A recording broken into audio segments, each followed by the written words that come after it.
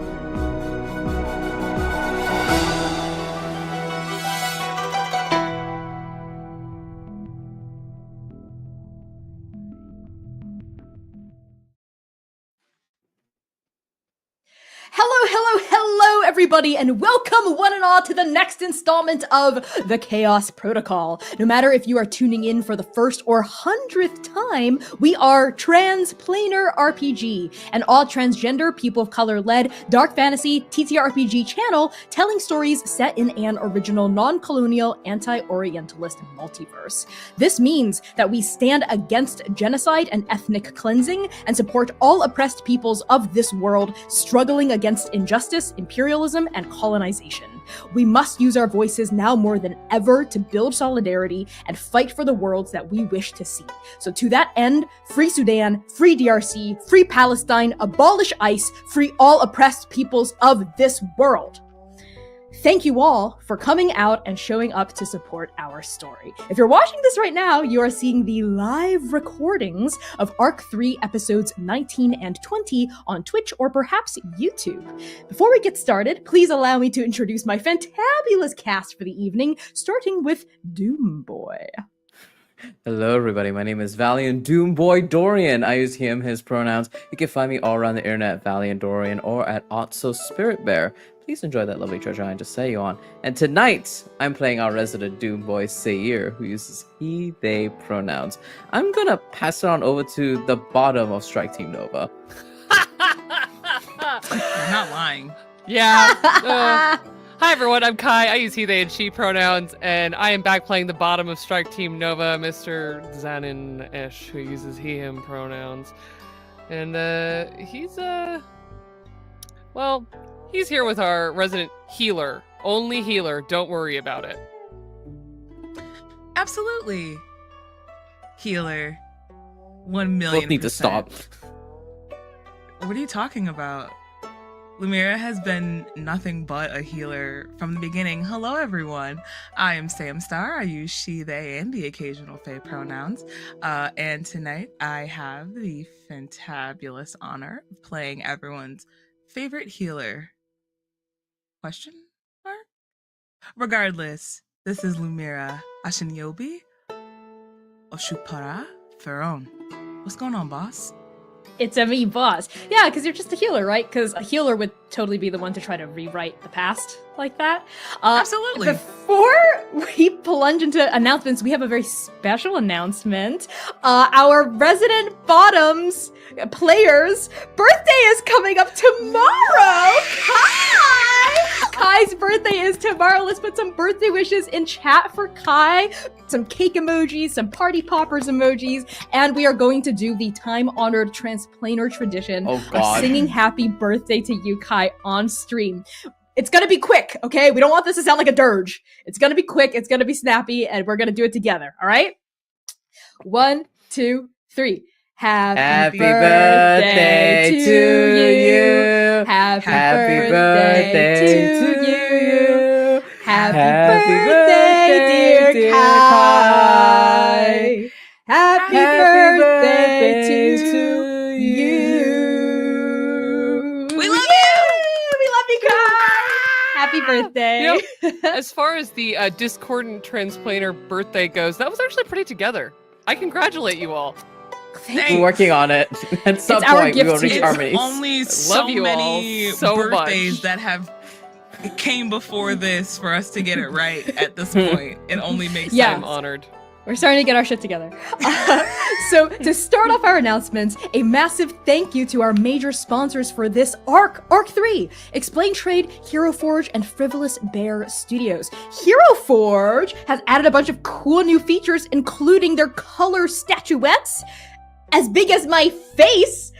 They are the perfect way to show off all of those unique details that otherwise you might have to squint to see on a regular sized miniature. So go check them out at bit.ly/transforge. The T and the F are capitalized. You don't have to buy anything, and the link works on mobile as well. You don't have to buy anything to support us. Just clicking on that link during stream time helps a ton.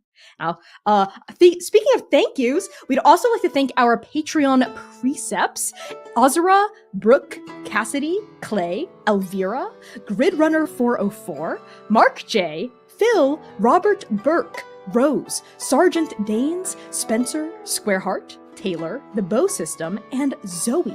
You can join their illustrious ranks by using !Patreon in the chat. Paid tiers start at only $3 a month. We have over 1,000 members on Patreon, and I think of those, around 166 are paid. That's 10%. So if we can even bump 10% up to like 20, if we double that, like, we will really start making a huge dent toward being self-sustaining. So if you are a free member on Patreon, we love you. Thank you for supporting us. But if you have any amount of disposable income of any kind, throwing us $3 a month, or that's like $30 a year, because there's discounts if you pledge yearly, that helps a ton. And with that, I'll pass things over to Val. You know what time it is, Transplaner. It's merch time! And fans of Transplaner, you can now find gorgeous apparel like this tank top that I'm wearing for the Chaos Protocol, home goods such as this Strike Team Nova mug, which says, fuck the plan, all designed by my husband. Everyone in chat, say it with me, our husband! Our husband, Max, we love you.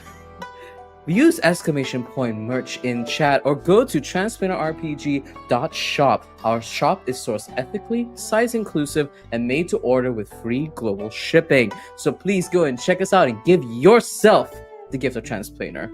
Passing it over to Pop Pop. If you've enjoyed the Chaos Protocol, please consider donating and leaving us a tip. All tips go directly to the performers and will also support our incredible mod team. Your donations help make our work possible. Please use !donate in chat and toss a coin to the Twilight Guard. It really helps us continue to do the work we do and makes future fundraising possible. And now for everyone's favorite part. Sam? Last time on the Chaos Protocol, Lemira dreams a beautiful dream of Tungal and her home in the coastal nation of Okoun. When she comes to, Strike Team Nova face down Ro. Ray acknowledges their mutual distrust and refuses to work with the party until they can provide real reasons for an alliance. Back at the apartment, Zynon furiously argues with Artemis, who is forced to draw a line, but helps him cross it anyway. Sayir and Lumera head to the House Ula and talk with Professor Refuego, while Zynon and Yinghe make allies with House Kuatun. Together, the party sets out to find Tavash Lanius.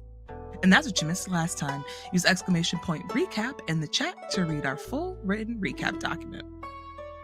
And with that, let's move on to content warnings for the stream. The Chaos Protocol is a dark fantasy series that may contain content that is triggering for some viewers. So CWs for this session may include fantasy violence, blood, grief, trauma, vampirism, neck gore, romance, references to sex, complex character dynamics, memory loss, death of loved ones, and mentions of substance use, drowning, and spiders. If you're on Twitch, you can use !CW at any time in chat to get a look at our content warnings. If you are on YouTube, then our mods will be periodically posting reminders of these content warnings in the chat. So keep your eyes on that chat panel, especially if things seem to be getting kind of intense. And now, moving on to the title of tonight's episode. It is Impaled on the Thorn. Twice bitten, now dead. From Praying Beside the Teeth That Killed Me by Connie Chong. Let's begin.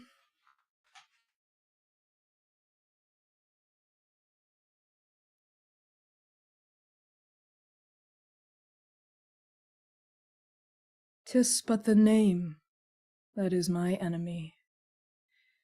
We are not ourselves, we are our houses. What is a house? It is not a hand, not the thirst, not eyes, not a face, not any other part belonging to the undead. Ah, we call it some other name. What's in a name? That which we call Ro by any other name would smell as sweet.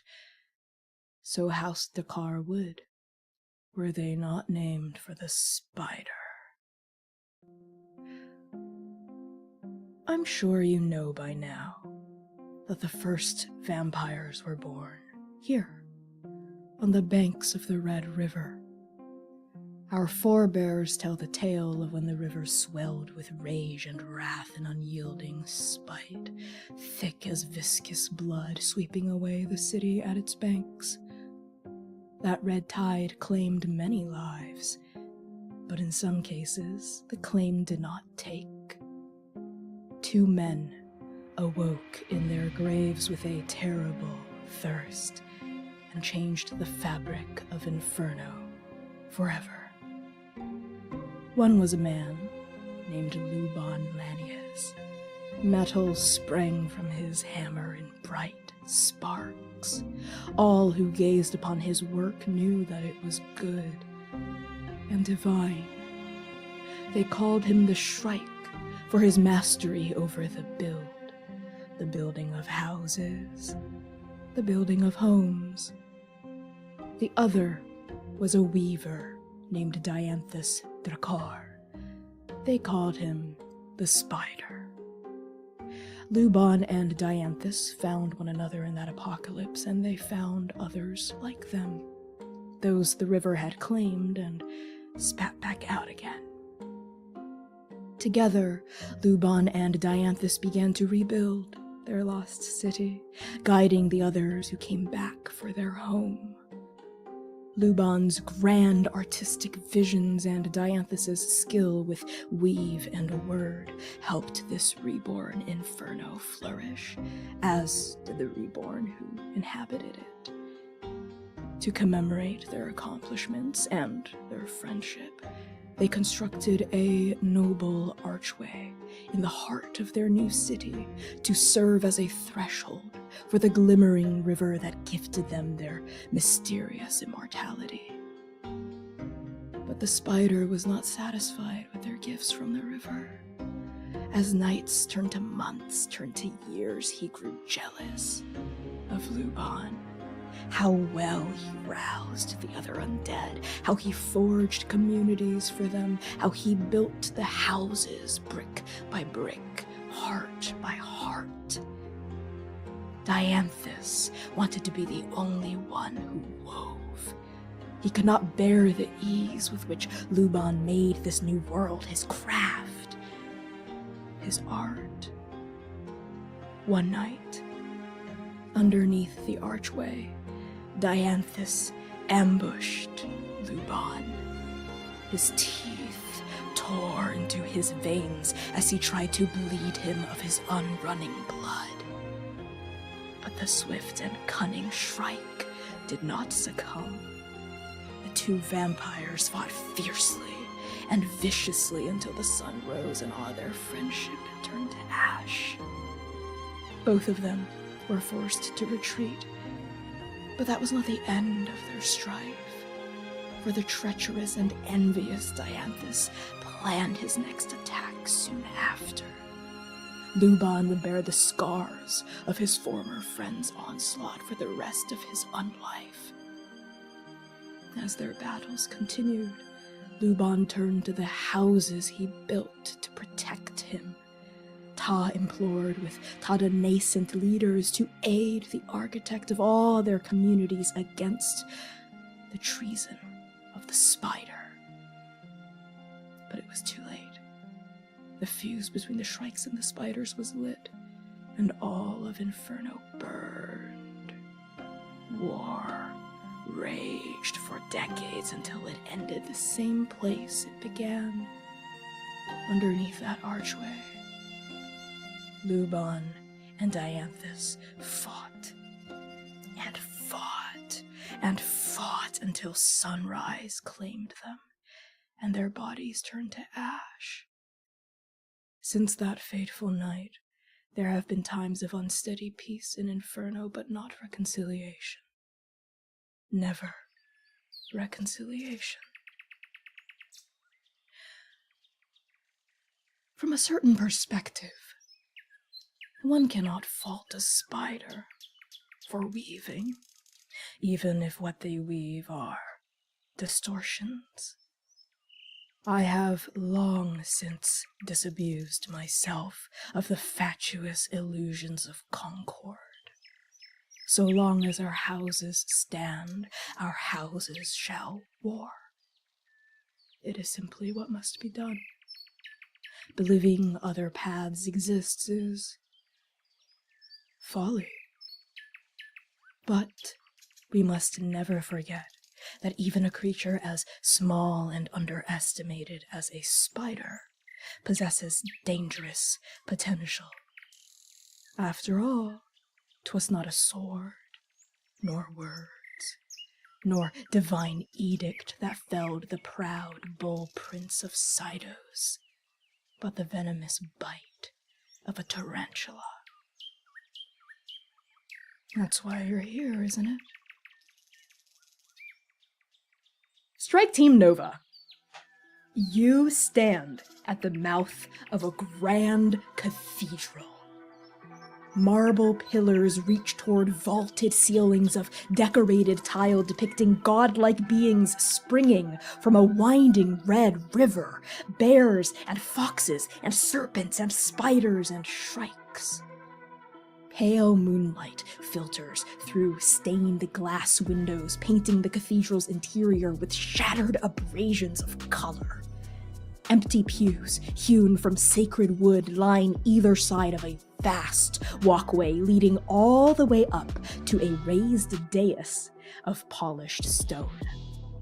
An altar sits upon it, sticks of incense standing upon mounds of ash alongside precious offerings of oranges, coins, silver, jewels, all manner of shining, fragrant, pretty things that a bird might decorate its nest with. Diablo did not set foot inside the Cathedral of the Weeping Saint alongside your coterie. Instead, he lingers outside its oaken doors, waiting for your strike team to do what needs to be done. Aside from your party, there is only one other person within this cathedral. They stand in front of the altar with their back to you, cast in a halo of moonlight painted blood red through stained glass windows.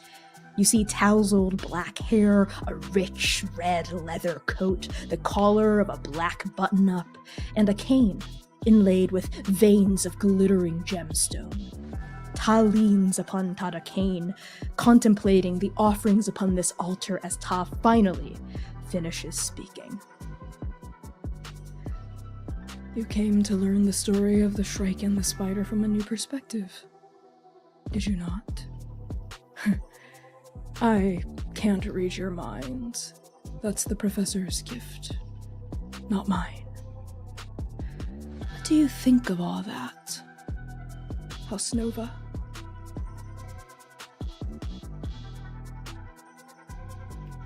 It's certainly different than the version that we've been told. I have no doubt. It also sounds the same. Forward. It does. Zaiden steps forward, having watched Tavash tell this story, watching for every detail that their face might reveal, and almost line for line comparing it to what Rhododendron had told them, hoping that in the words there is some answer, not go find nuance in this world, go find some great oblivion here. But all he's finding is more familiar complication. Two stories. The same story. And he holds his hat in his hand, and his knuckles are white as he holds it tightly.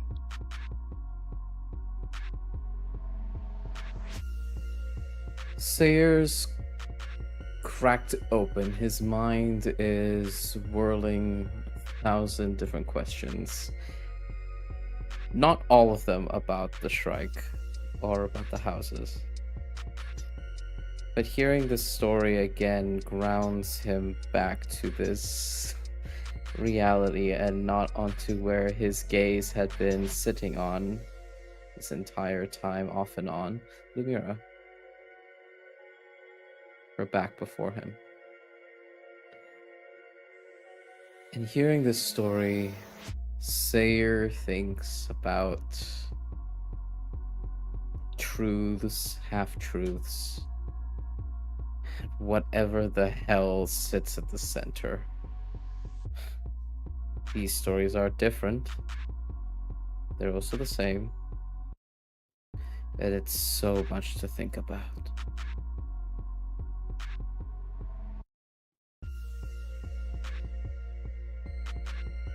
Lemira has been listening. She's also been taking in her surroundings. Taking extra special care to look at the altar that's in front of her. If she knows anything, she knows that people by nature, especially here in Inferno, they may not outrightly lie, but it is a lie of omission. And so, if anything, you see the clock gears behind her eyes turning. Because the thing about lies of omission is that if you pay close attention, there's overlap. And then there's overlap, there's truth.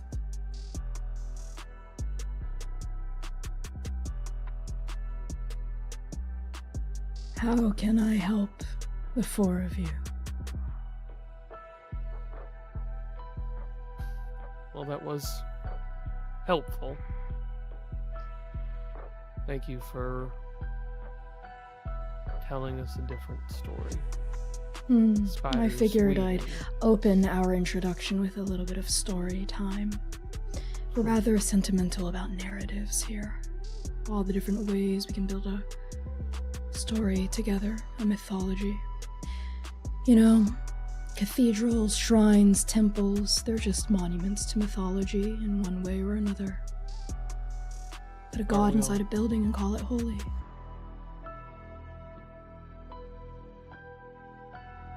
Mythology.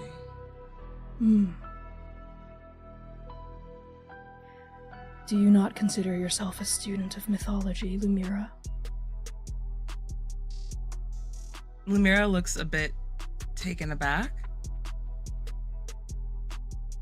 At first, it was calling us Nova. Now, personally, each, or more specifically, her name. So her eyebrow quirks.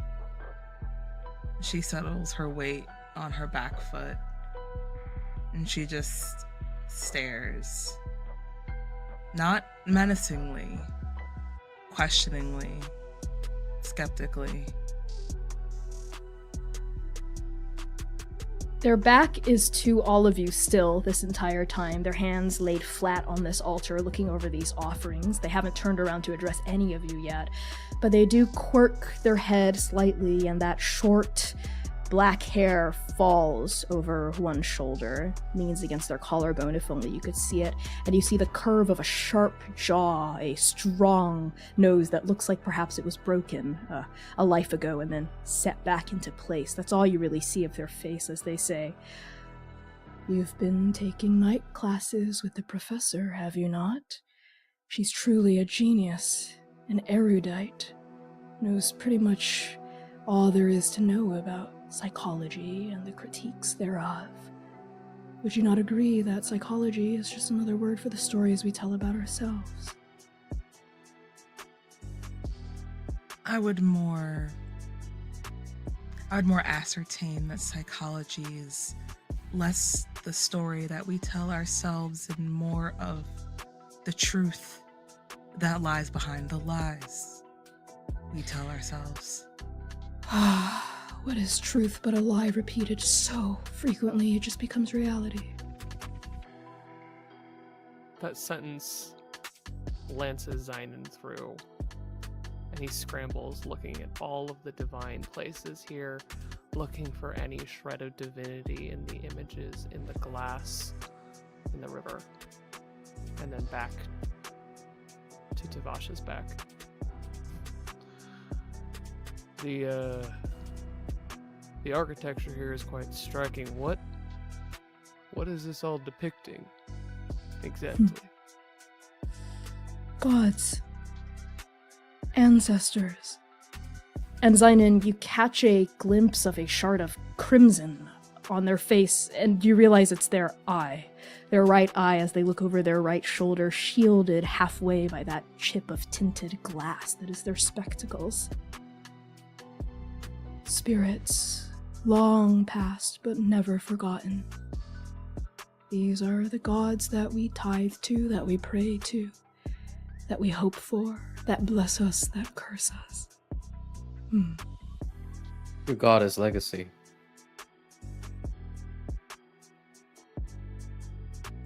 And you sounding a lot like a weaver to me.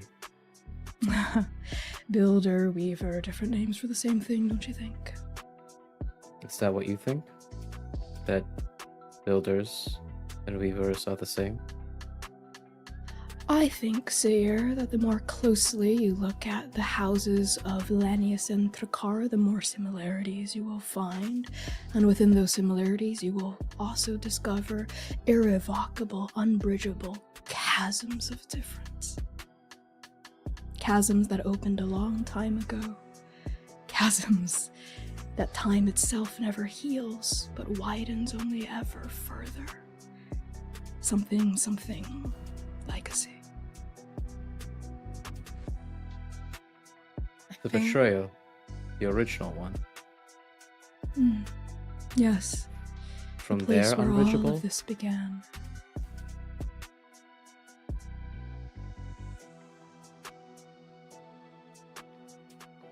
The river. Indeed. Would you say that the river brought you these spirits or destroyed everything? If you're interested in questions about magic and the river, someone with a gift attuned to it might be better equipped to answer the exact details of your conundrums. But what I can say and what I will say is this river of blood gifted us immortality, and it, in the same breath, cursed us with it too.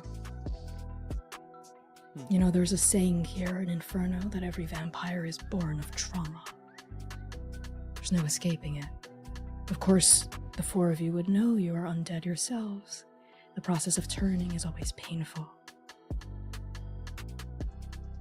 Very much so.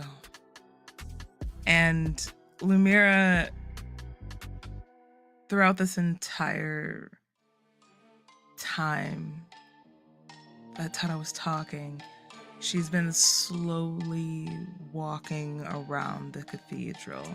Every couple of words, you hear her boots click. The heels of her boots click on the tile. She runs her fingers across a seat that is sitting in the cathedral, picking up dust a bit and brushing it off between her fingers. And she doesn't say much, but she's listening. The sound that you do hear from her, and Nova would be very keyed to it. You hear her kiss her teeth. Long, drown out. And you can tell it's one of those where she has something else to say, but she's not 100% sure how to articulate it. So she bites her tongue instead, makes her way back over to Nova. Something with the sound off. I think with the sound, Lumira can easily see Zainin turn his head to look at her instead of studying all of the windows and reliefs. Sees her bite her tongue because she is not one to keep quiet. And goes back to Tavash, just going back to that waiting game that he's been doing since the observatory, since before, and turns back to Tavash.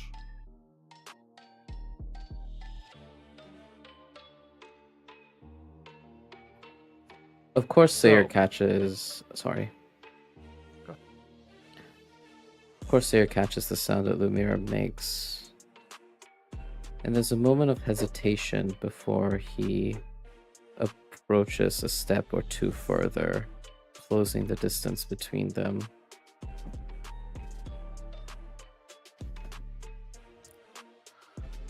So, your houses, your long-lasting fight that no one seems to remember exactly how it started, but you know the tale, you know a version of it. But I've been warned, not trust a shrike, lest you become the thorn you impale on, something like that. And now you're telling me that spiders weave. You can weave a home, you can build a story. Sure. Of course you can. So how much of it is true? Luban, Dianthus, the river, the bridge, or the archway. Well, all of it. None of it. Luban and Dianthus certainly existed. We have records of that. We have graves we can point to. I myself am a direct descendant of Luban. Ties in my blood, you see. But unless you have a means of turning back the wheel of time, there's really no way to see exactly what happened. All we have are the stories that sustain us. And the graves, the first ones? Or did you bury the ashes? Well, the ashes were taken by the Red River. That's what everyone says. Swept down its crimson tides out to the ocean forevermore. That archway. They're actually did, just though? gone. Go ahead, Lumira. What if we did, though? Lumira turned sharply. Did Looks what? You said yourself. It is lost to time, and we have no way of knowing exactly what happened in that. Just stories. Stories which, understandably, are important in the relation of oral tradition. Sometimes history doesn't get told unless it's told by the people who were firsthand, but if there was, hypothetically speaking, and Lumira steps out from between the seats, kind of unintentionally and not even noticing, taking the leading point between Nova. She looks at Tavash, looking up at the cathedral. Hypothetically, if there was a way to see specifically where the tension between the two houses lie, what then? What would be your plan of action?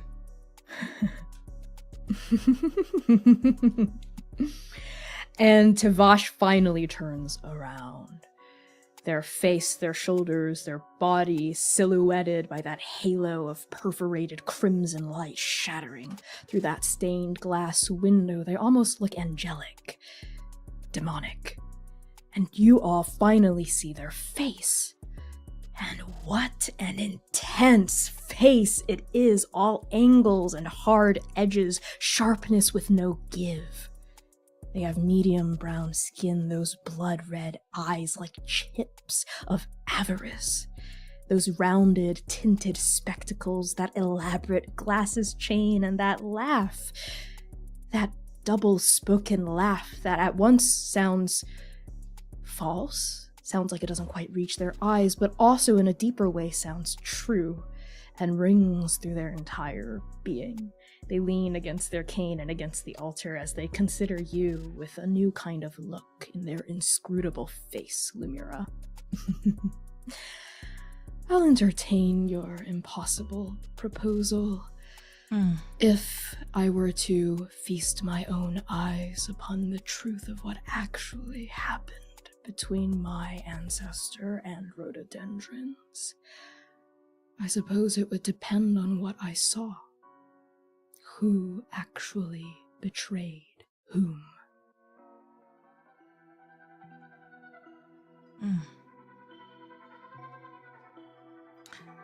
Lumir nods at that. Takes a step back from the point to lead back in between Nova. It was clearly a hypothetical question. I was just wondering what exactly, if you had a plan, but otherwise. Because as of right now, all I can see is centuries of civil war between the two of you, but at this point in time, no one really remembers what exactly was the beginning of it. Seems kind of pointless now, if no one can remember what exactly the situation was in the first place, doesn't it? Well, try voicing that to the heads of our houses, Lumira Nova. Easier said than done. I understand. The origins of our feud may be lost to the ravages of time, but every strike has been paid back 10-fold, and 20-fold, and 100-fold. Every attack is met with a retaliation, is met with a counter-retaliation, until we end up all the way here. Me. Ro. We are nothing if not our houses and the legacies that come before us. Who am I to resist the call of destiny? And even the abbot does not have the power to see the past, only what might come in that shadowy presence we call the future. Sayer winces, hearing about the abbot, about their omens and prophecies. There's a imperceptible inner wince, and his eyebrows flinch for a moment before he buries it deep where he would usually feel the presence of the antlered one within his body, the depths of his chest. And Sayer balls his hand into a fist before steeling himself to distract himself from that thought of omens of future. You speak of legacies, paying back shrikes 10-fold, 20-fold. What is your goal? What does Lanius want to do? What are your aims, your goals for this place, for Inferno? Well, it is what it's always been when it comes to my house. House Lanius seeks to thwart House Thrakar, and House Thrakar seeks to thwart House Lanius. Anyone who tells you anything otherwise is trying to sell you a bridge across a river that doesn't quite exist. I'm sorry. You're just fucking with each other? Wouldn't you? If someone killed everything and everyone you've ever loved and got away with it? Do not talk to me of loss, of death, of loss, of loved ones. You have eternities. Eternities! That's all this effort amounts to? Seer. You tell me not to speak of loss of loved ones. You are standing in the cathedral of the weeping saint, she who mourns for those that have been forgotten. There is no better place to speak of loss of loved ones. I mean, it's why I built this cathedral in the first place. I designed it to bring out heartbreak. Yes, Lumira. I think when Lumira feels Sayer start to get worked up, she steps forward and you feel her hand grip your shoulder very tightly, reassuringly. But it's definitely a warning. Temper.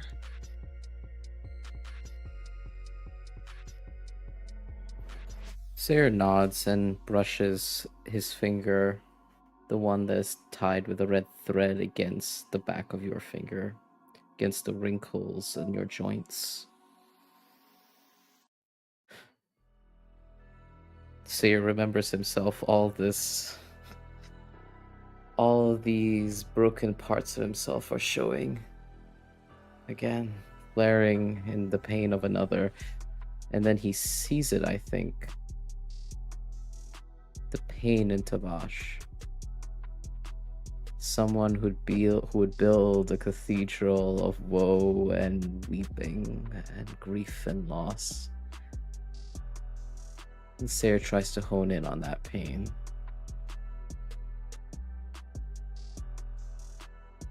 Sayer, are you trying to peer kind of deeper beneath that mask that, unlike Rose, seems to come truly effortlessly to Tavash? Yeah. This whole time, they're kind of disaffected demeanor. Like I said, it's a doublespeak. It is both a performance and it is genuine. So it's going to be quite difficult to see what is really driving them, what pain, what tragedy, what heartbreak, but you can attempt regardless. I would love to attempt that. I believe Okay. in Sayer's mind, Tavash's disaffected nature is getting to him. It's Okay. frustrating him. Okay. And he's looking for something.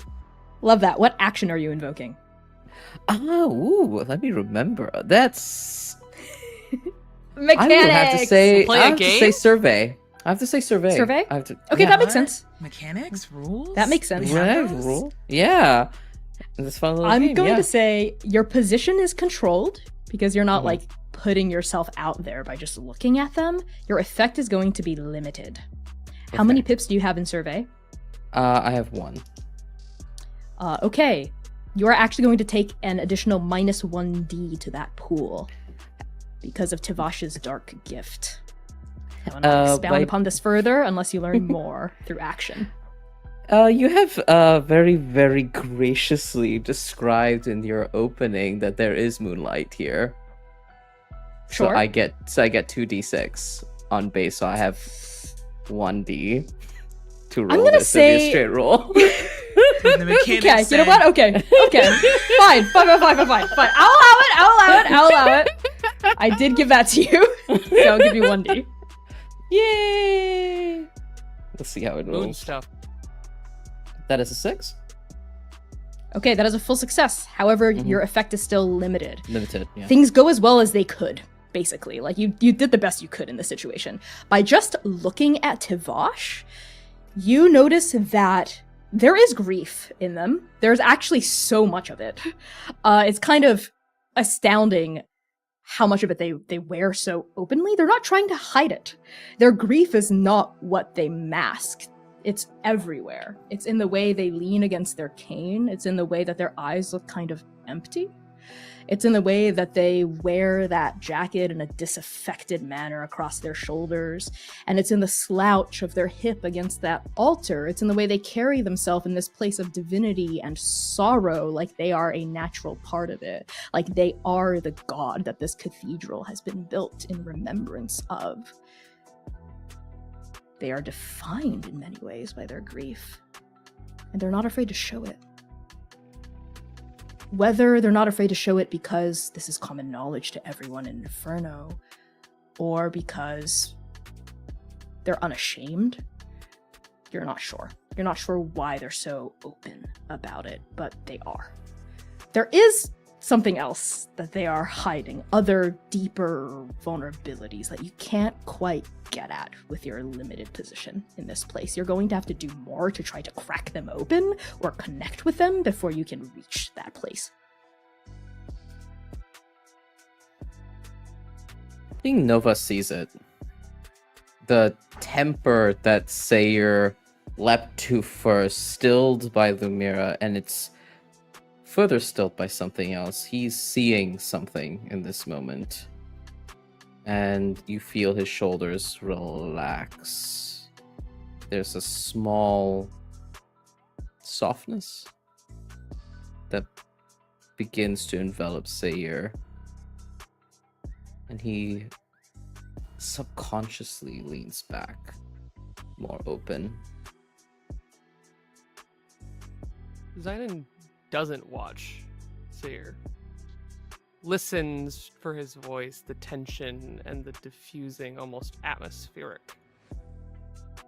But ever since Tavash said that they built this place, his eyes have been retracing every image, every piece, every facet. And as the amber eye cracked gold beneath the blessing of whatever changes them in every world looks from green markings that mark his grief that he wears. He looks at the bear, the serpent, the fox, the shrike, all these animals on the wall. And he sees in them faces of other things, other griefs. And he feels very connected to Tavash in this moment. The cathedrals that he would build to his grief. And he looks back to Tavash over his shoulder.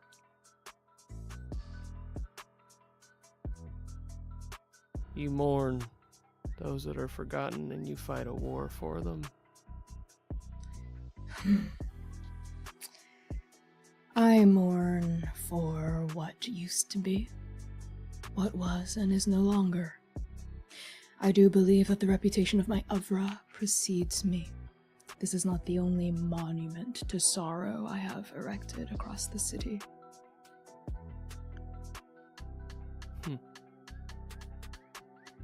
You have more. And during all of that, I think when Sayir leaned further into Lumira's touch, she was gently gripping and massaging his shoulder.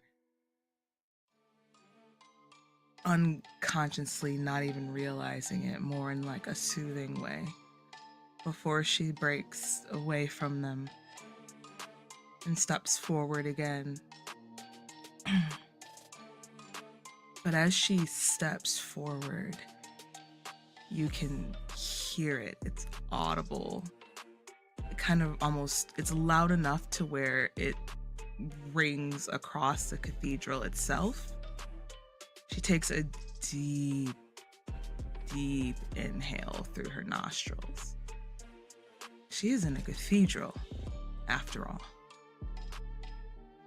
I'd like to use my dark gift, please. Okay. So Tavash has to share a small secret? Small secret, +1 of study. Lumira has never taken her eyes off Tana. Yes. So something you've noticed this whole time, especially after Tavash reveals that they are the architect of this literal building that you're standing in, as well as the architect of very many other structures across the city, a face swims into your mind's eye, a face that you've only really encountered once in a dimly lit catacomb in the midst of the bloodbath. A woman's face, Aditi Lanius's face. That was a woman who was so strong and commanding, a woman who you get the sense could get anyone to do anything she asked, most certainly her own kin, her own child, her own heir. And yet Tavash and Aditi are so different. Even in this moment, that small secret, that little give that you notice is that there is some sort of gulf between mother and child. Even as they stand in this beautiful building that Aditi Lanius no doubt extended the labor to help create, there is that chasm. And then Tavash's blood-red eyes snap to you, and that moment of connection breaks. Because part of your gift, of course, is that they realize. They realize what you've done. They've inoculated themselves against the poison of your bite. But they don't seem upset by it. They seem amused, slightly impressed, as they smile at you, seeing it. Well, what did you notice, Miss Nova?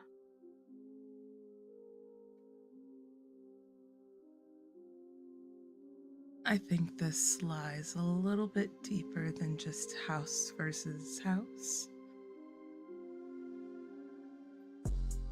What do you mean?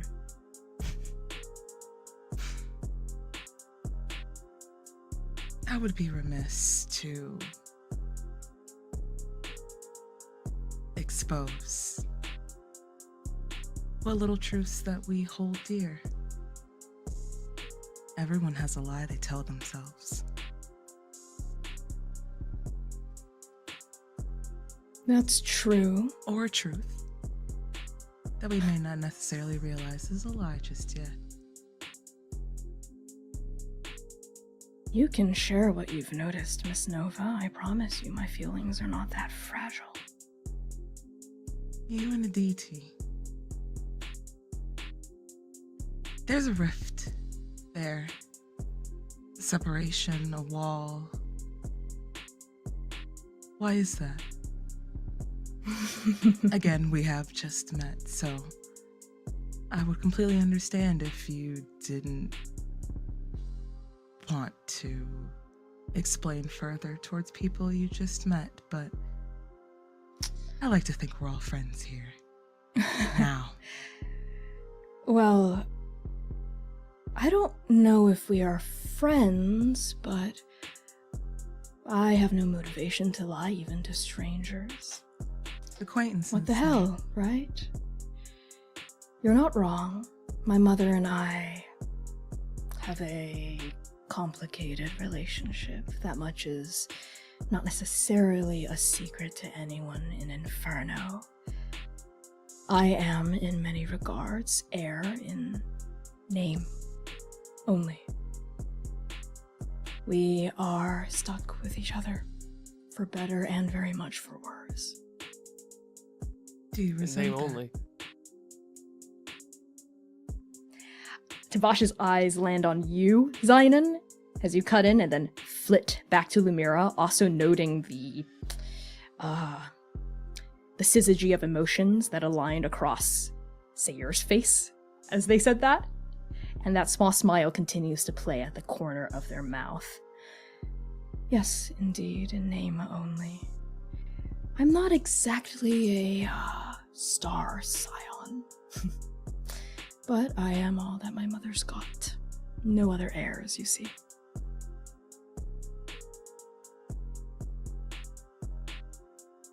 Do you stand to carry on your family name as much as rhododendron? Rhododendron is a fascinating creature. And for the first time, they stall briefly as Ro's name plays on their mouth like it cuts them, like it draws blood. And then they pull themselves back together, like stars realigning themselves after one drifts out of rotation, and they turn back to the altar and they start rearranging things on the shrine, putting things away. And as they speak, they say, Rhododendron has decided to take up the mantle of their mother's cause, this new tapestry that the Trakars claim they will help lead in the weaving of. It is my understanding that they have a gallery opening coming up in just about a month or so. They've been collecting bids of loyalty across the city, and it has fallen upon Rhododendron's shoulders and their nascent crown to make sure that the opening goes smoothly.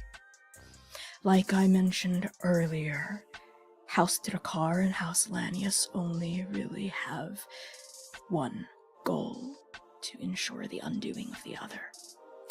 Now the spiders might fashion themselves as paragons of a new era, But that's that beautiful lie that Miss Nova so eloquently identified. The truth is that they're doing that to weave us out of the story. You can ask Rhododendron what place the Laniuses have in their new inferno. I'm sure they'll give you a lot of pretty words that amount to exactly what I'm about to tell you, which is that there is no place for us at all.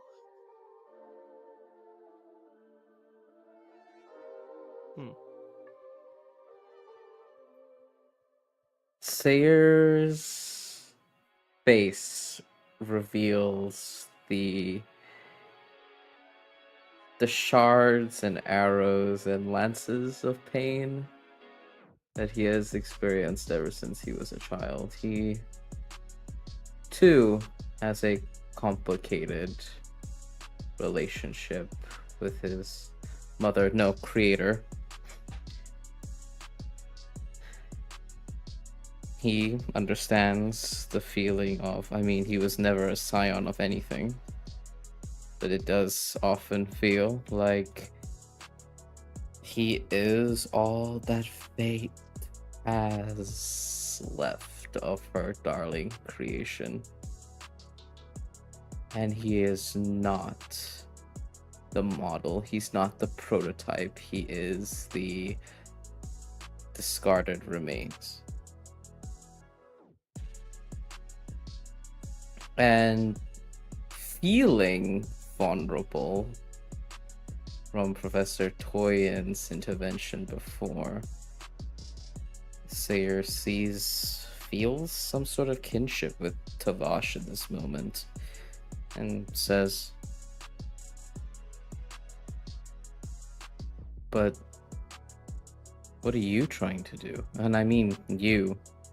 I don't mean Lanius. I'm sure you have concerns for your house and stuff and all this bad blood with the Trokars, but what do you want to do? Nothing. Nothing? Nothing in particular. I have no grand designs, no schemes of my own, no great ambitions. I don't really want anything. I'm not really driven by anything. I just build and remember. That's all. Sure takes a lot of drive to build these. Call it an art. I enjoy plying. Because you miss them. You do this because you miss them. Their stories. Miss who? And the people. Everything. And Sayer sees in the divine etchings his charcoal paintings, his watercolors, his own monuments to grief.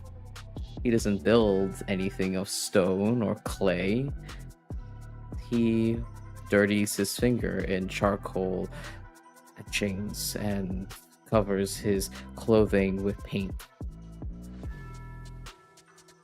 Tavash builds and remembers. Sayer also paints and remembers. But they're both remembering grief. They're both remembering loss, and they both miss something. At least that's what Sayer feels. I don't know. It seems like you miss everything. Legacy. The stories that we tell and forget. Do I miss who I used to be? I don't know. I think a part of me does, but a part of me doesn't too. Because when you look upon your younger self, it's always through that glass of knowing better, isn't it? You see the foolish mistakes you made, the missteps, the what ifs, the if I had onlys. It's torture. So, yes, a part of me does miss everything that used to be. But another part of me builds these cathedrals and these shrines and temples and skyscrapers because if I didn't, I do think that the Red River would sweep me away in a phantasmagoria of my own design. As they say that, they perform a final kind of sweep over the altar with a handkerchief in one hand, and it strikes you all that there's something on the altar. There's something that's been etched, drawn onto the altar, which is not the usual Inferno shrine way. Would the three of you like to peer a little closer about what's been going on this altar? Yes! Absolutely. Yes! Okay. Okay, what actions are each of you invoking? I think it's got to be survey. It's gotta be Survey from survey. Zion. Study. Okay. Yeah. Study from Lumira and survey from Sayer. Wonderful. Sayer, you have those pips because of the moonlight. Zion, how many pips do you have? Just one. Just one? Okay. Lumira, you have For two? Lumira. Okay, quick pause. I'm going to set the position and the effect, as well as all of you are also going to cut 1d from your pool because of that same situation going on with Tavash's Dark Gift. The position here is going to be controlled. The effect will be standard. Val's face. Okay. Oh no, are we It was- experiencing the dichotomy of Val's dice again? Yes. Yes, we do. We have chosen the narrative funny choice the dice have. Okay. Heard and noted, dice. Sayer, what did you get? A 2 and a 1, and since I'm cutting one, so it's a 1. It's a 1. Oh my god, that's a crit fail. Well, no, not a crit Everyone- fail. That's just bad outcome. Yeah, that's just bad outcome. Everyone mark it in your bingos. I'm sure you have one. Go mark it. The crit failure. Do it. You're Not welcome. a crit fail, because crit fail is only if all the bones turn up 1, which there was a 1 and a Oh, 2. great. Not Yes. a crit fail. Take that off the bingo. What about you, Zion? For my cut 1 of 1, from a 4 and a 2, it's obviously a 2. The Thanks. 2. Okay. What about Lumira? 6 and 5. Sorry for the okay. hymns. Doing great. So is that I a didn't 6 think about for you, other stuff. Lumira, or are you taking the 5? 6 is it. I have 2d, but I'm Okay. cutting 1, so 5. But you're cutting 1. Okay, so the 5. Got it. Understood. So the highest is that partial success. I'm going to say that Lumira gets the most detail, but I will lay out the basics that the boys get as well. Which is just looking at this altar, there's been some sort of ritual that has been happening on it. You all recognize it because it's very similar to that ritual circle that Beauregard Thorn drew in the gallery and had each of you stand on a point of a pentacle for. Here, there's a different kind of circle, different sigils, different objects have been placed on various points upon that sigil, but it is very much a magical ritual. That's what Zion and Sayer get. Something has just transpired, it's done. Lumira, you also get something else. Very good that you got this as well, because Tavash quickly takes the centerpiece, but not before your eyes land on it, and they tuck it away among their jacket. And you notice in their hand is that art piece from Ro. That had been the centerpiece of the ritual, the focal point of it. That art piece that Ro had given to Bo and Mav to deliver to Tavash. They tuck it away into their things very casually and elegantly in a single swift motion. And they blow out a few candles that had been lit on the altar. Lumira, you also notice some freshly spilled blood that had been dribbled on each of the offerings placed across the edges of that sigil. Forgive me, Lumira states out loud. She turns her attention to Tavash, her arms crossed, not confrontationally, in front of her. Again, very quizzically and skeptically, eyebrow quirked, as high as these stained glass ceilings. I don't buy it. Permission to speak freely, that is. That is not my permission to grant, Lumiere.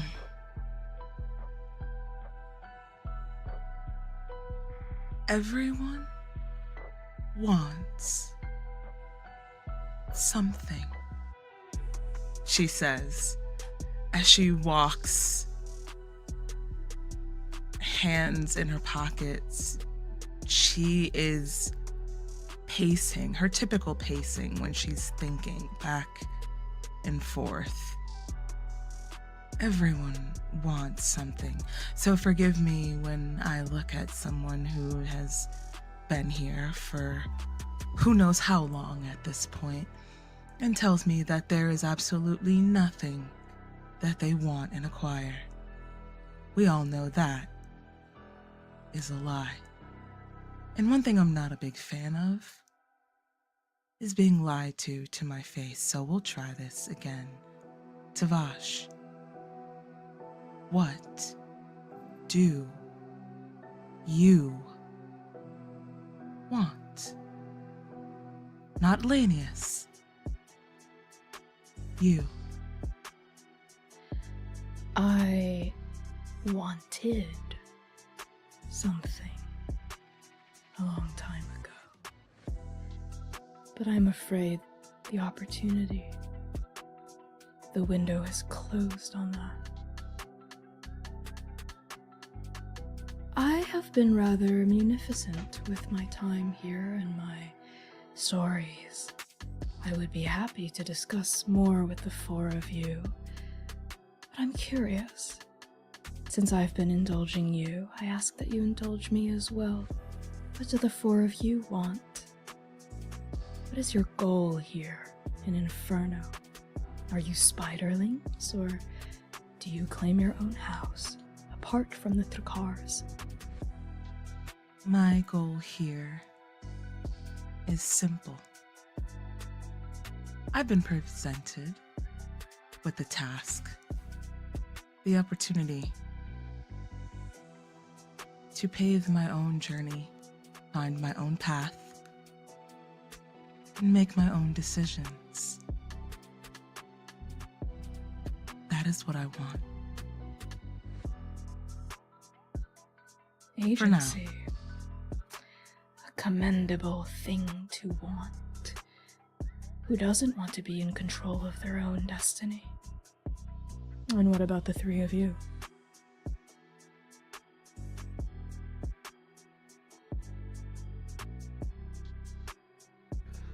Zynon has been just listening to Lumira ask questions, some of them sticking to him like cold weather. The more he thinks about agency and loyalty and who we choose to be, the more he thinks about her thought. Turning back time. Why hasn't she done it yet? And finally, he looks to Tavash. I'm just looking into the river, curious, wondering how it all works. You know, I'm new to being a vampire. Obviously, table liquor. Oh. Yeah, I guess, how did... Never mind, I know how this town I've works at heard this point. about House Nova's exploits plenty, but that was the only thing I've witnessed firsthand.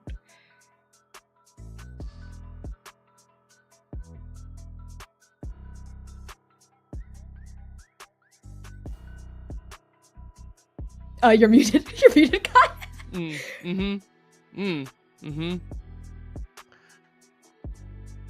Well, then you understand that I have quite an appetite, and I am curious about the gift, as one might call it.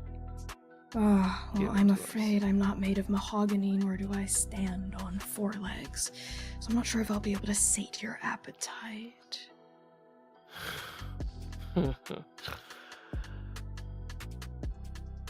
There's a small smile on the edge of Tavash's mouth as I say that in a glimmering of fang. But tell me, what other appetites do you seek to slake? I'm a man curious, wandering a world full of questions. It occupies the mind. Well, in this world, there are more questions than there are deaths, I'm afraid. Well, It's just the way of Inferno. I seem to be collecting both. And what about you? And Tada eyes fall on you, Seer. What do you seek?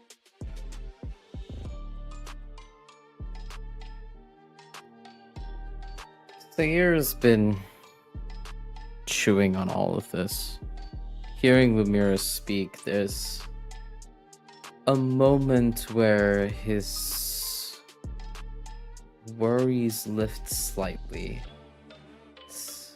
It feels miles different from the Lumira who hid away from the possibility of her talents. She seems determined. There's a path that she's going towards, and that reassures him slightly. He bristles uncomfortably at Zainan's questions. There's an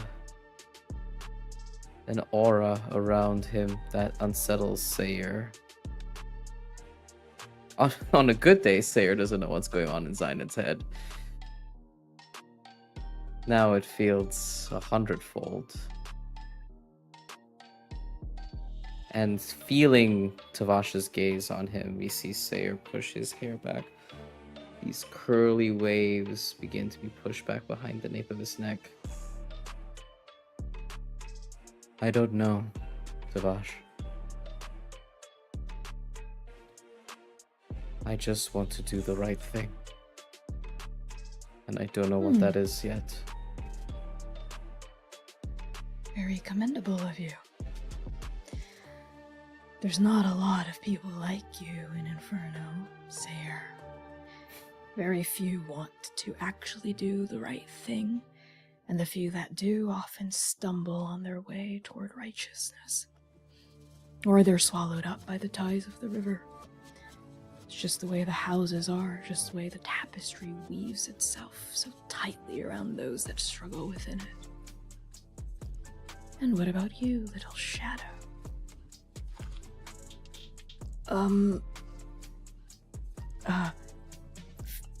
Family, I guess. Looking, seeking, family? Love, if that's silly to say. I don't know.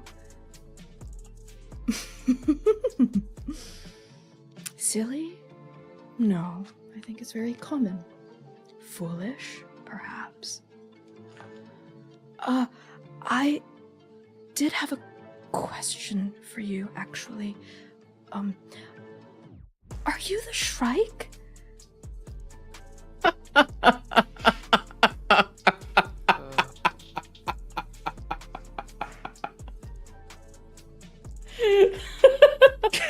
Yinghe, my beloved, please never fucking change. You're absolutely perfect. I love it so much. I love him so Literally much. at the question, Zainan's whole head, he's been so serious and very intense. Just like hangs his head a little and shakes his head ever so slightly, trying not to laugh. You see Lumira playfully, like, her head lolls back just a little bit, her eyes roll, but it's definitely more endearing than being absolutely frustrated as she would be with the other two. I see how it is. It's fair. That's fair and valid. That's Yeah, fair. Very valid. that's fair. Sayer softened very visibly hearing Yinghe talk about family and love, and was turning his entire gaze onto Yinghe to fully take in what Ta is saying. And as soon as he says that, Sayer blinks twice at Yinghe before chuckling a little bit, smiling, and then very quietly reaching for Tada's left hand and just like threading his fingers between their fingers and squeezing. Yeah, Yinghe returns the gesture and squeezes. They look a little confused by Strike Team Nova's reception to their question. Like, weren't the three of you wondering that too? Like, they're completely, like, whoosh over their head. But Tavash blinks twice when Yinghe says that, and their eyebrows raise slightly. They look a little caught off guard, similar to when rhododendron came up. But then they settle back against the altar with a small smile once more, and they say, "Only one person in this city calls me the Shrike. There's no one Shrike, of course. We are the Shrikes, plural. There are many of us in House Lanius, but only a single individual claims that name for me." So all of the strikes are in Lanius. Yes, But it's what we there's refer to ourselves as a collective. The one Trakars are specific- spiders, Kuatuni are bears, etc. But there's The one Shrike. specific Shrike. And that is you? Called by whom? No, I wouldn't say that the rest of Inferno knows me as just the Shrike, but they do know that that's something Rhododendron Trakar calls me. Used to call me. Still does. Something of a pet name. He denies Derisive it. sobriquet. I asked. The Shrike. They said no.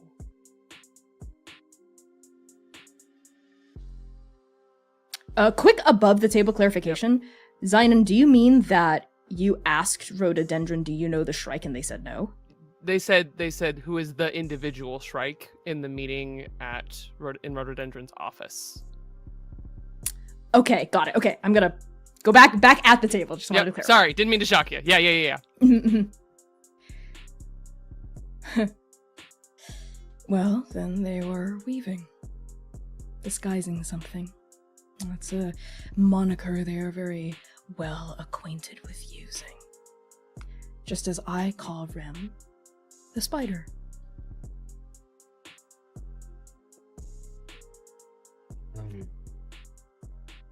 Sayer is like, his thumb is nervously rubbing against the back of one of Yinghe's fingers as he questions how to ask this next question, because it feels oddly intrusive yet important. So, what exactly happened between the two of you? There's a lot unspoken here. That is a story with a beginning I can recall with absolute clarity. But its origins are not here. Not inside this cathedral, not under the watchful gazes of the weeping saint. No, the origins of our tale lie elsewhere. I'll show them to you. Come. And Tavash pushes off the altar and starts coming down the dais and walking toward those double oak doors of the cathedral, their cane clacking in rhythm alongside their pace, walking through your party toward the entrance with all the casualness of someone going out for lunch. The sound of leather-soled cowboy boots follows. one and then the other echoing around this holy place of grief. And Zynon walks, hat in hand, until he crosses the threshold. He puts on all the dust and ghosts and grief and follows. I think Tavash only takes a few steps. The clicking of Tada's cane on the ground of the cathedral then rings out before Lumira's noticeable steps. The heels of her boots fall in line, following the rest of them, Tavash and Zynon. Probably Sayer and Yinghe pulling up the rear, silently in line. Sayer lingers in this cathedral of grief and stares at all the faces etched into stone. It sees a bright statue, the Hall of Trance, glittering and heroic. And he sees the etching of Sing in bright stone. And he lingers there, thinking, seeing it within the stones of this hallowed place. For a heartbeat, 2 heartbeats, before he is distracted by the trailing footsteps of his compatriots and follows suit. Yinghe follows as well, silent as a shadow. And as your party exits the cathedral, you all see, sitting on a marble bench in the plaza outside, smoking a hand-rolled cigarette that smells very much like Anugata's exact and specific blend, Diablo. As Tavash exits, Diablo stands and looks at the shrike, who pauses and goes off for a quick sidebar with Diablo that neither of them exactly tried to hide or mask from your party. And Diablo says, taking a drag from his cigarette, "Done already?" Not quite. I'm taking them to River Hill." And there's a pause as Diablo takes this in. It seems to be some news, and we see a bit of concern flit across Diablo's face as they say, "Are you sure about that?" But Tavash only smiles and leans close into Diablo's face. Diablo sighs a little, takes a long drag of that cigarette, and then shotguns the smoke into Tavash's mouth. The bears continue to have good taste in tobacco. Come. And Tavash starts walking off.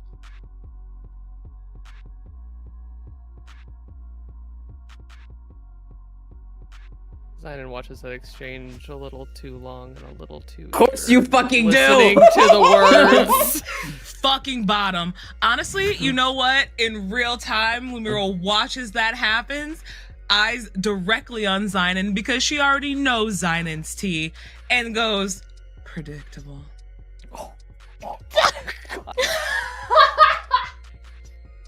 He doesn't even notice. He doesn't flinch. Of course he doesn't. Of course he doesn't. We missed this exchange, I think. Sayer lingered too long in the hall, and there's just a weird energy in the studio for Sayer and Yinghe to arrive too. As your party walks away from this plaza that the cathedral's built on and follows Tavash through the winding streets of Inferno, there's a fluttering of wings. As Zynon, you see Dante, the crow, alight on a nearby fence post, kind of look at you with one black beady eye. Zynon lets out a very high-pitched whistle. And just kind of nods towards Dante. there's a as if that was all the invitation Dante needed, a fluttering of black feathers and then sharp talons kind of alight gently on your shoulder as this large corvid starts resting on one of your shoulders. Zynon immediately holds up a hand to invite if Dante wanted to groom himself on Zynon's fingers. Oh, and he absolutely does, indulgently, like he's a lap cat, just like starts grooming his feathers using his beak, zipping up everything across his body.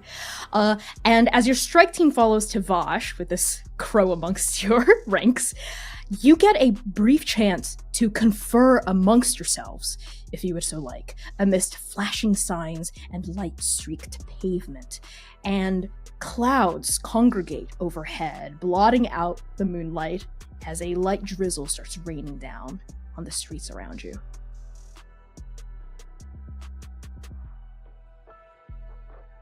I thought we would come here to get all the answers, and I still have questions. I'm not 100% sure I'm a big fan of rhododendron's personal challenge. And Lumira says personal challenge like it has been the bane of her absolute existence, said it was spoken to her. She has to take it seriously, but you can tell she is so weary. Yeah, this is not clarifying so much as further complicating an already complicated situation. I knew that rhododendron wasn't giving us the whole story, but this new version, this lack of clarity on why they're even fighting makes it feel like. And the word rears its head in Zynon's mind and he pushes it back. It has to be enough to just push it back. I just want answers. And if there isn't one answer, even if... And he nods towards Tavash. They are the Shrike. How do we bring them together? There's no together here. There's an exhausted sigh that turns into a grunt from Sayer behind the both of you as he pipes up. I didn't think we would get the whole picture, but this is almost ridiculous how incredibly complicated Inferno is. The pain in Tavash feels real. And whatever happened between the Shrike and the spider, maybe that'll help us. Maybe in all of this talk of betrayals, backstabbing knives, that there is something else to this story. Maybe. Or just more answers. And Lumira bites that out between her teeth. You can tell she's frustrated. Not only is she frustrated, she's reaching her limit. And you hear the clicking of her fidgeting with her pocket watch for a second before it blurbs out of her mouth before she even gets a chance to stop it. I'm so exhausted with people telling me to find answers and never actually giving me any clear clue of how to find them in the first place. It's like, where are you supposed to even start to find this information? Hey. Zynon steps closer. The question that he had on his tongue The one that he keeps wanting to ask her. It's now been days in Inferno and he still doesn't have an answer as to why she didn't use time magic, why they weren't in a liminal on that roof, why she hasn't answered her own question about where this all started. But that goes away when he sees her frustrated. It's alright. Trust in each other, right? We got this. I'm trying so hard. Sayer wants to say something, but the words fail him. He doesn't know what to say. What he's meant to do, the mantle of protector doesn't fit here.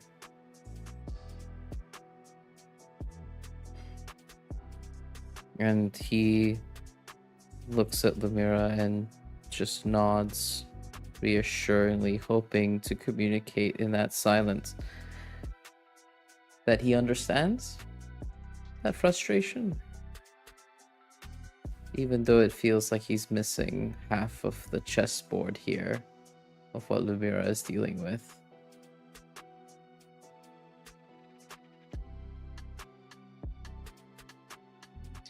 As your strike team follows the shrike through Inferno's winding streets and now rain-slicked pavement, Tavash eventually does slow down.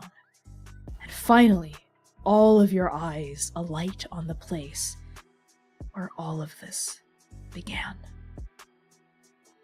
And we're going to take a break there. So thank you all so much for tuning in so far to episodes 19 and 20 of Arc 3 of the Chaos Protocol. We will be back in just 10 minutes. Enjoy the word from our sponsors and the music on the waiting room screen. We'll see you soon. Bisho.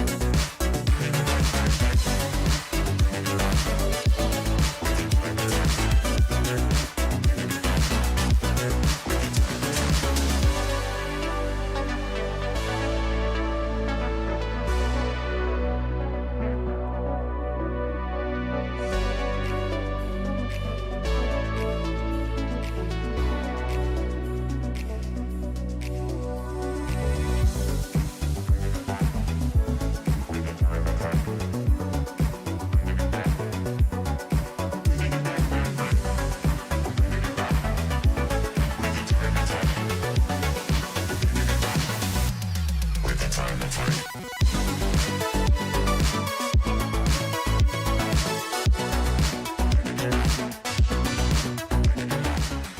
you know what time it is? It's sponsor Connie time with a word from Hero Forge.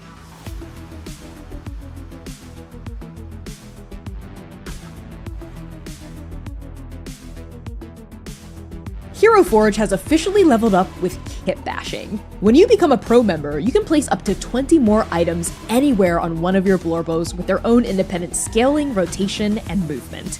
You can make your character look exactly as they should, even if the specific clothing or accessory option isn't available at the base level. You just have to get a little creative. And because I love you, Transplanters, here's a special sneak peek at a kit-bashed version of Oblivion. Just look at those wings and that base. This would not be possible without the power of kit bashing. The combinations are literally endless, and you can print your kit bashed Blorbos as plastic minis, standees, digital STL files, or even Hero Forge's brand new color statuettes. Color statuettes are twice the size of a regular mini, and just look at this. I mean, look at how massive this is, and especially in comparison to a regular mini, you can really get into all the nooks and crannies and details that wouldn't be as apparent on a regular sized mini. Just look at how Oblivion dwarfs Oka here. And also, if you're a GM, consider busting out one of these bad boys during a boss fight to really get your players shaking in their boots. Oblivion agrees. Unlock the true power of Hero Forge with a Hero Forge Pro subscription starting at $3.99 a month. Get in there and start creating at bit.ly/transforge. Now, let's get back to the show. Or more likely, just more of the waiting room. Trust in her will.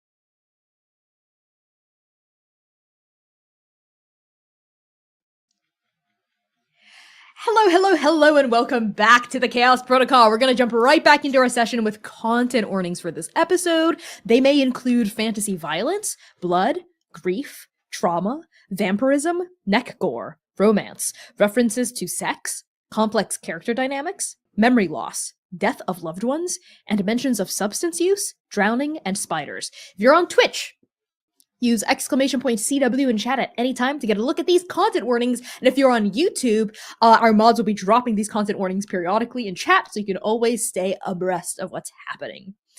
And with that out of the way, let's get right back into the session.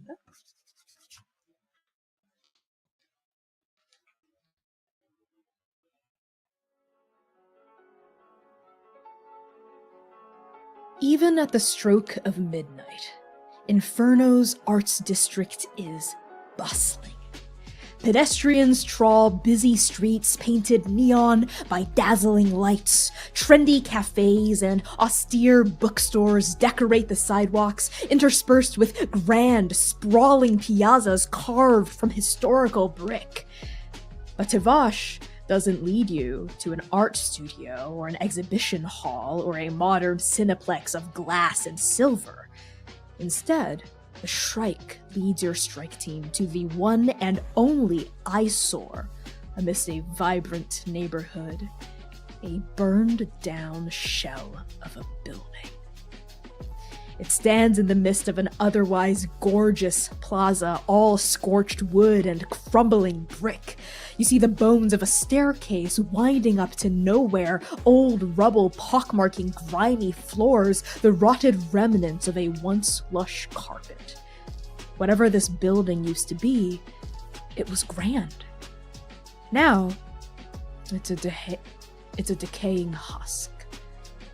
Tavash stands at the threshold, taking in the blasted architecture as one might the gravestone of an old, beloved enemy. They breathe in the night air, and then step inside. Make yourselves at home, House Nova. The rats of Inferno certainly have.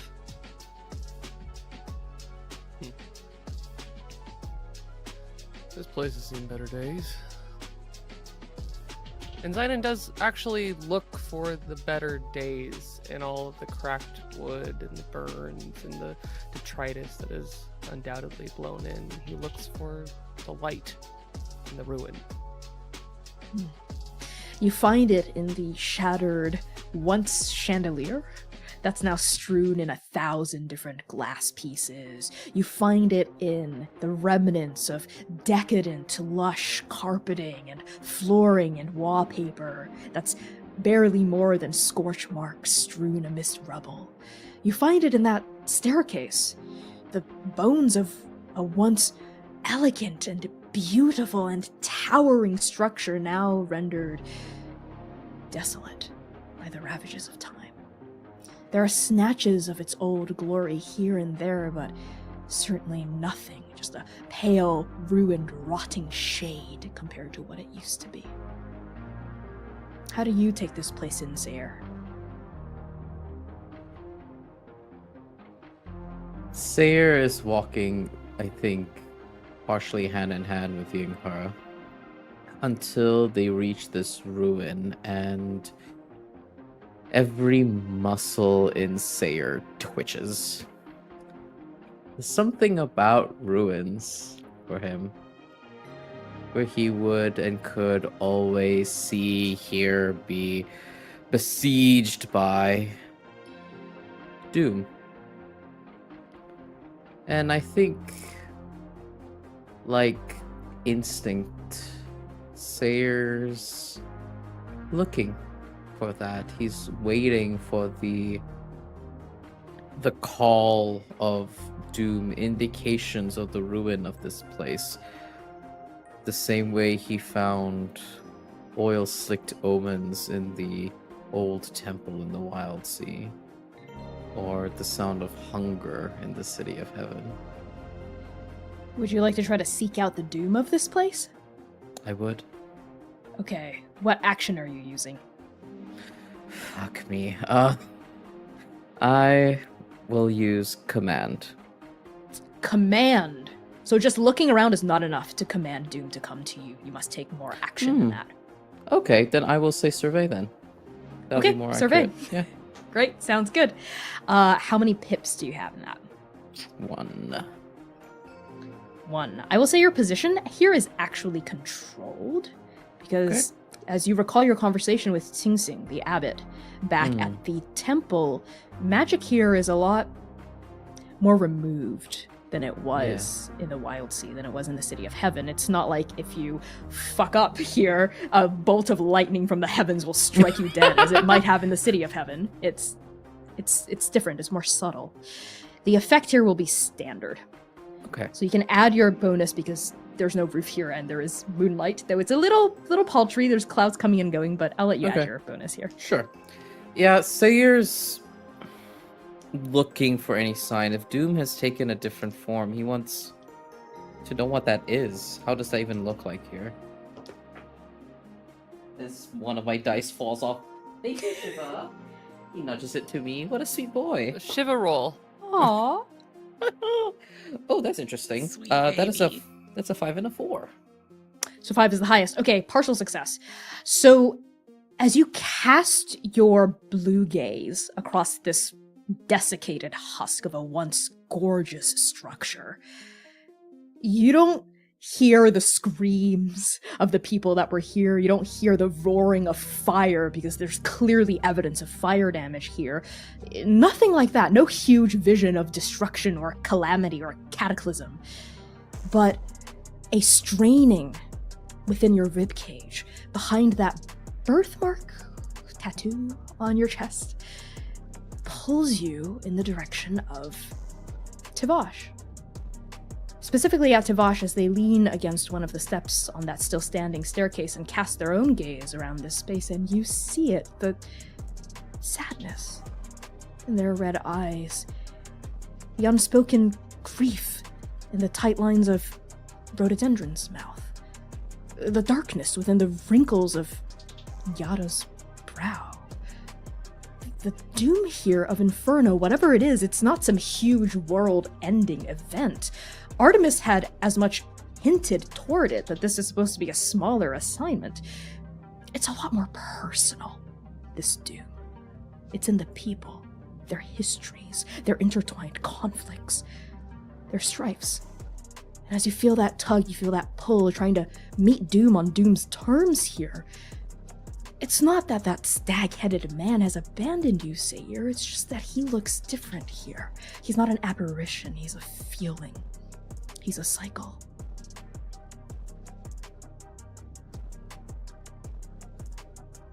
And Sayer leans into that. I think fingers linger on the char marks on the stone, and he like freezes staring at Tavash, and there's a cycle of images behind his blue gaze of all of these people.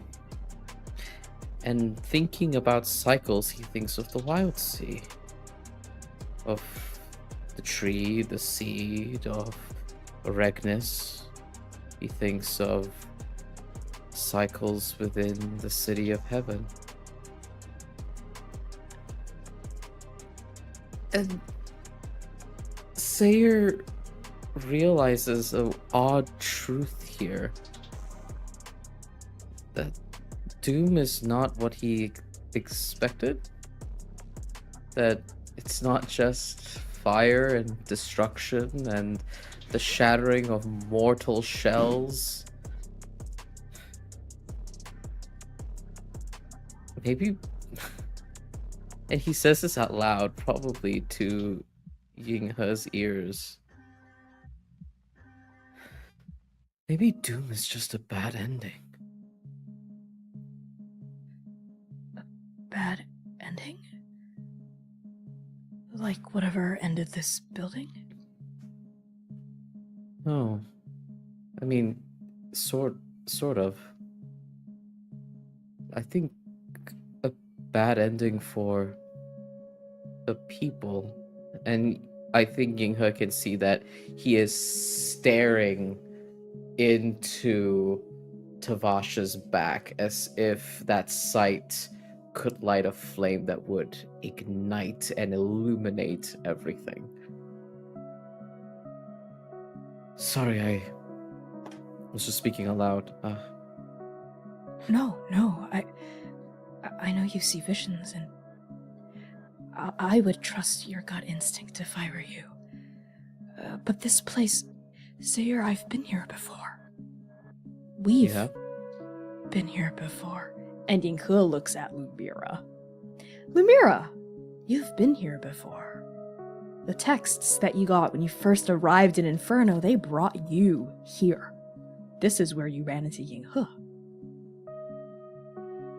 I think Lumira, upon realization, the closer and closer she got here, Yinghe could feel her eyes burning into his back, desperately trying to make eye contact in a way communicating we've been here. And when we stop, she sees her teammates looking around. However, Lumira feels like a match has been struck. And she turns sharply towards Tavash, her eyes narrowed and slitted, as her tone is accusatory and sharp. Are you the one that's been texting me? Texting you? Why would you bring me here? What is the point? A slight turning of the head, a 15-degree angle as they consider you, and they say carefully, slowly, and truthfully, I have not been the one that's been texting you, Miss Nova. Someone led you here? What is the point of this? And as you shout out, Lumira, the magic within you, the magic that has been bound by fate, it strains, it throbs, seizes hot, cold within you, and aftershocks of that pain from the gallery, from the ritual, from the entire time you've been here but restrained, resonates, ricochets through your nervous system like a stray bullet. This place that you are in contains so much history. There is a past here that is beckoning to you, but your chronergy is seizing against fate's irrevocable bindings. Fate's threads will not break. Not here. Not like this. And it hurts as your time magic struggles to breathe.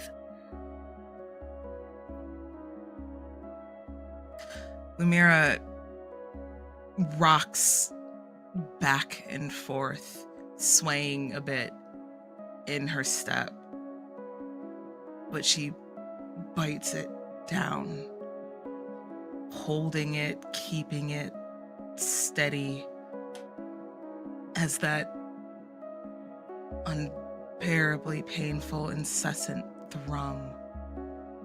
The line, it feels like, that reaches from her belly button all the way to the middle of her chest, right underneath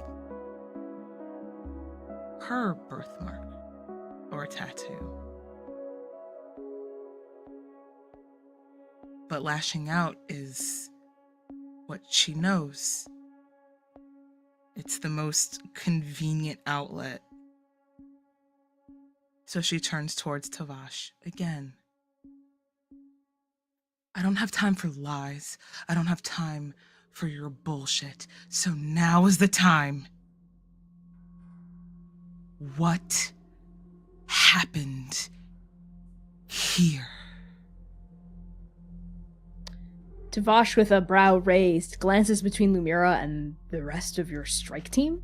It's clear that there was a flare of something with Lumira. It's clear that there was some kind of pain that rocked through her, even as she's tethering herself to the present with this intense surgical focus and precision that she's always had. So before Tavash responds, Zayden and Sayir, how do you react to this outburst?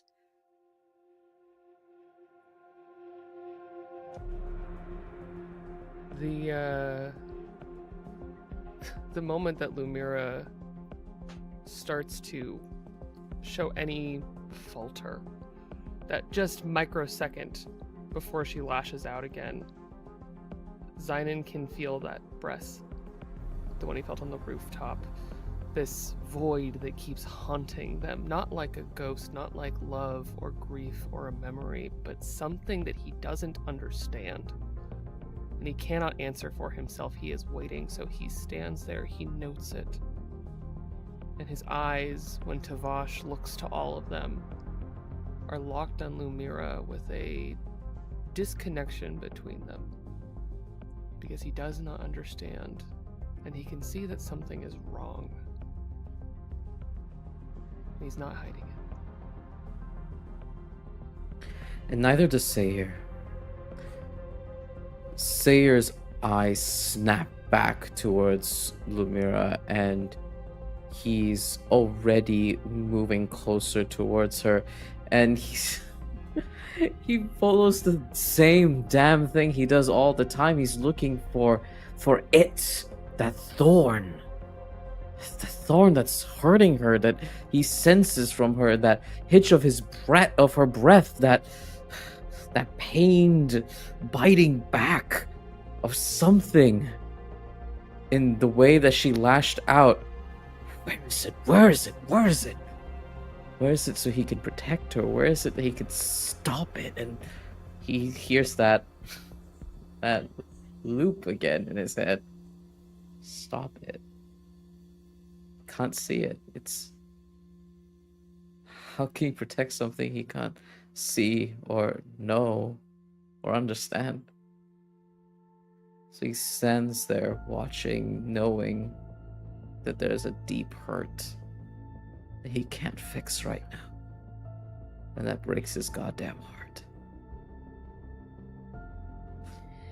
Yinghe's hand slipped out of yours, quietly and compassionately as a shadow's, and they're by Lumira's side, and one hand is on your shoulder, Lumira, from Yinghe. They don't say anything, but they do give you a light squeeze, and those pools of pure moonlit silver are looking at you with open, unmasked concern. Nothing about Yinghe has ever been masked. Yinghe feels the tense, vibrating, and shaking of Lumira's entire body. If only you were looking at her with the closest, most subtle of eyes, would you see the way her fists are tightly clenched at her sides, but are shaking, unbridled in pain and frustration, confusion, anger. And Lumira, as Tavash pivots the entire attention to you, you see your pain, your desperation, mirrored in Tavash's crimson eyes. There's pain there too. That was the thing that was buried deep. Underneath the grief. The grief is the thing they wear proudly on their sleeve. The pain, the suffering, this thorn that they've been holding, that they've impaled themselves upon. How long has it been lodged there? You see yourself there too. And when Tavash speaks to you, leaning against their cane, it is with a kind of openness that they did not display back at the cathedral. And he says, "Do you know how many people have just walked right up to me and asked me exactly what it is that happened with me, between me and rhododendron, between me and Aditi? What I think, what I want, how I feel. Exactly one. Only one person. In my entire time being alive, in my entire time being dead, and then alive, and then dead again. Only one person has ever bothered to ask me about me. No one else before. No one else since. Like I said, at the Weeping Saint, this is the place where it all began. This is the place where I met the spider. This building wasn't always a wreck. Once upon a time, it was the hottest venue in town. The Inferno Dance Hall. Anyone with a thirst, whether they were mortal or undead, could find something to slake it with here. The dance hall claimed no house, and no house claimed it, though many tried, including my own and Drakkar. It was neutral ground, no man's land, which meant you could run into anyone here at any time. There was only one rule: blood shall not spill. I was young when I met the spider, well before either of us were turned. I'd heard of them before that, of course. The suspended middle child of House Drakkar, hanging uncomfortably between the frivolities of youth and the duties of succession. We were the same age. Still are, I suppose. As the only heir of House Lanius, I was pointed spear first in the direction of Aster Drakkar, the eldest of the spiders. But he paid me no mind. I was beneath his notice, you see. Half a decade shorter in the tooth. One night, my mother brought me to the dance hall for some reason that escapes me now. All I remember is that it was a masquerade. I wore a half mask of snow-white feathers and a single black stripe across the eyes. It was gorgeous, but the plumage did keep tickling the side of my face. I did as I was supposed to do. I mixed, I mingled, and then I saw it. The most beautiful and frightening mask in the entire dance hall. Well, aside from mine, of course. It was antique and gold and just a touch unnerving, with elegant carvings of a spider's legs cupping the eyes and face. There were flowers hewn into the metal, too. Rhododendrons. Across the dance hall, across the twisting, moving bodies, we saw each other. And I realized who they were. I looked away first, like they weren't worth my time, because they weren't. Not yet, anyway. When I glanced back, the spider was doing something else, but rear mouth was set in this tight little line. And I knew that I had won. We didn't talk. Not that first time. But we did see each other more and more, not just here, but throughout the city. We had both recently come of mortal age, and we were expected to perform the duties of our respective houses. Perform them well enough, and we would be turned in due time. They were a thorn in my side. Every endeavor I embarked upon, the spider was there to complicate things. They contested demolitions, bribed public works officials, entombed us in paperwork. Even hosted rear precious bloodbaths during groundbreaking ceremonies to divert traffic away from us. How petty. But I was no victim. I did the same. Worse, even, if you ask me. Noisy construction during gallery openings, dump trucks parked in extremely inconvenient places, paperwork of our own to rival the oceans they tried to drown us in. Our houses warred, and so did we. We were enemies, opponents, rivals of the highest order. For every step one of us took forward, the other ensured we took two more back. It was a vicious tango. I became obsessed with destroying them, annihilating them, body, mind, and soul. I dreamed about them, the way they held their body with a critic's condescending rigidity, the flash of superior yellow in their hazel eyes even well before they were turned, the sneering curve of rear lips. There was vulnerability, too, in the rare moments that their mask slipped. It slipped more often back then than now. Don't get me wrong, they were still a Drakkar. No one noticed except the spiders, Willow, Yara, Aster, certainly. And me. Despite what Rear Matriarch demanded of Rem, I saw. And I understood.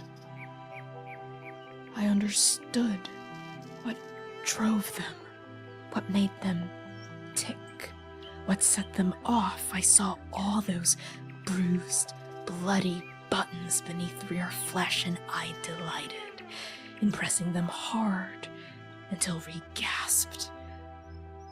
I knew how to hurt Rem, how to really hurt Rem, what to say, what to do. I enjoyed it. I derived a great measure of satisfaction from making them squirm. But they were no victim either.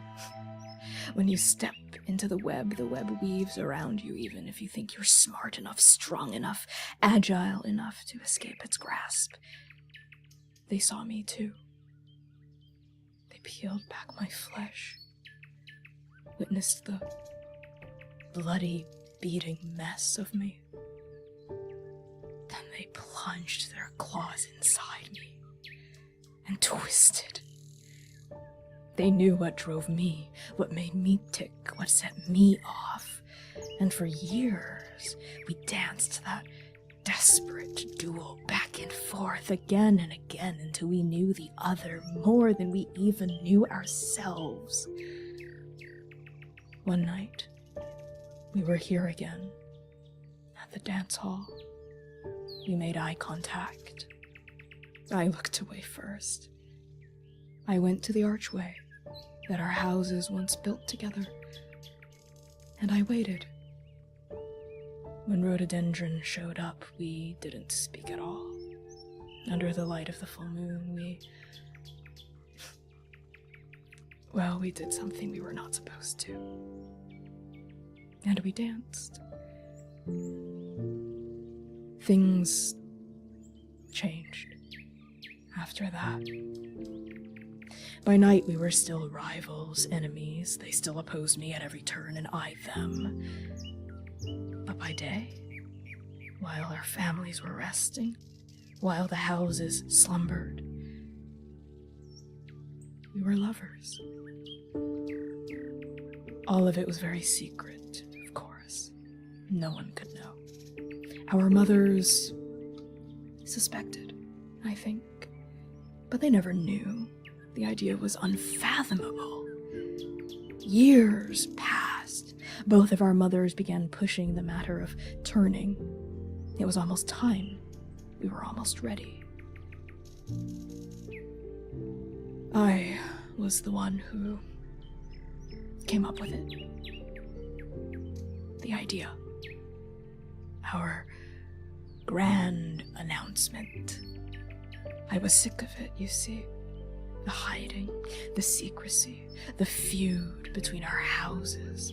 At the time, it felt so pointless and small in the face of what I had with them. In the face of our love. What a cruel word. Back then, I was hopeful, foolish. I convinced Rhododendron to meet me at the archway. Together we would travel to a mutual friend who claimed no house.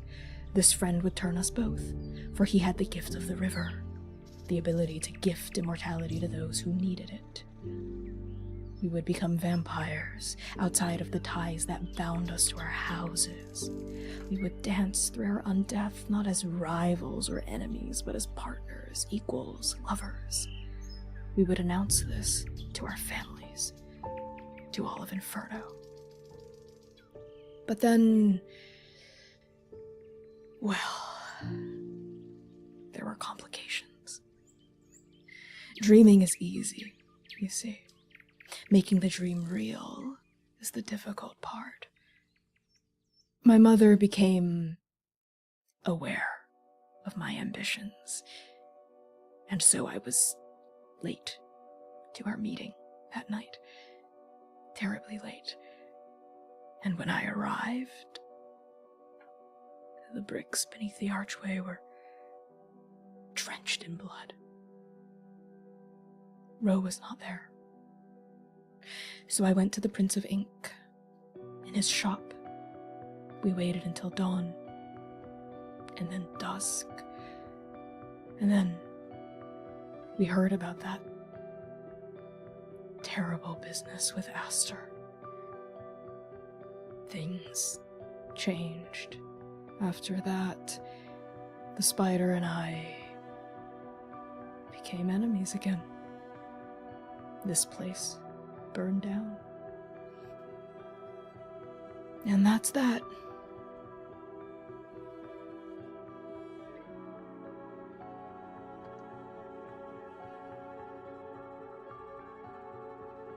The story washes over Zynon, filling in gaps and questions and creating so many more. And he latches on to this vague ending the business with Aster. What could end such a familiar story to him, one of love and challenge? What happened with what happened to Aster? Aster died. But the details are not my story to tell. I am not that cruel. I would not do that to rhododendron. Not even now.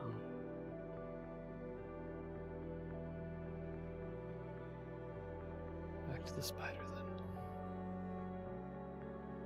For that. I tell you all this story not to garner sympathy points for me in my tragedy, but for two reasons. One is because you seek answers, and I think I have some that I might be able to provide. Another is to warn you. When you try to step out of your ordained role in Inferno, the city will punish you. The houses will punish you. Those who try to do good never last, and their ends are always painful.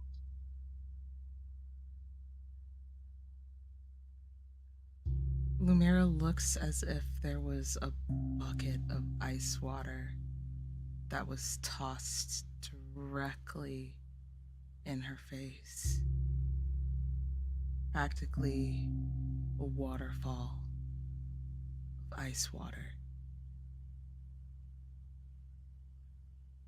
She steps back, almost as if Tavash's words were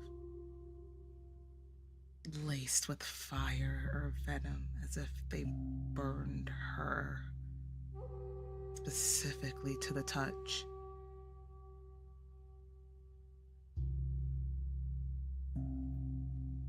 She doesn't have much else to say. Just sobering looks. Yinghe's hand tightens, not painfully, but with concern a little bit around your shoulder as she notices this. Doesn't try to pry it out of you, but it definitely registers for her. As she looks back at Tavash with wide silver eyes. But both of you are still alive. Kind of. You know, the whole undead thing. Can't you try to work things out? I mean, you're both still here.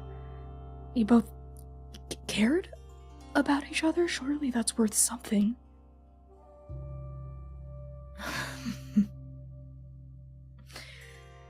You're right, Yinghe. We did both care about each other. What we had was real. It was also doomed from the beginning. Back then, I thought perhaps love was possible. Perhaps I could have something that I wasn't supposed to. Perhaps I could bite into this fruit, swallow it, and it wouldn't hurt me. Didn't account for the razor blades embedded inside its flesh. The houses will always punish those viciously who step out of line, who have that fulsome foolish mortal hope that things could be different. I know better now. I know better than to try. You would be surprised, Lumira says, squeezing Yinghe's hand back trepidatiously, her hands still shaking, but her gaze is at the ground, unable to look anyone directly in the eyes. You would be surprised the lengths that someone will go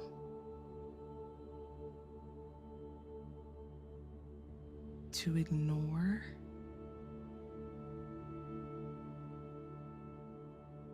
what they tell themselves, to ignore the lengths that people will go to reinforce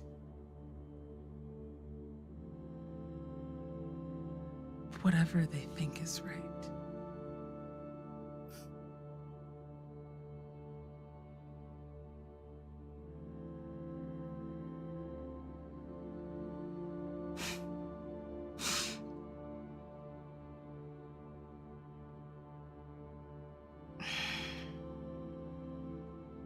Lumira sits back.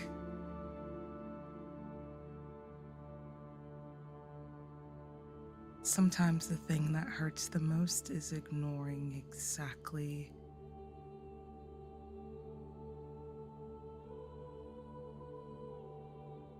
what it is that bothers you.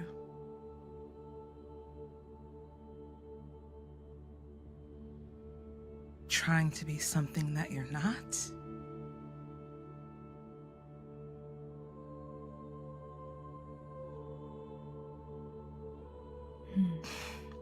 And she shakes herself from Yinghe's hand. Yinghe lets Sticks her go hands in her without pockets. protest, but she does linger close by. And Tavash fixes those bleeding crimson eyes on you, Lumira, and says,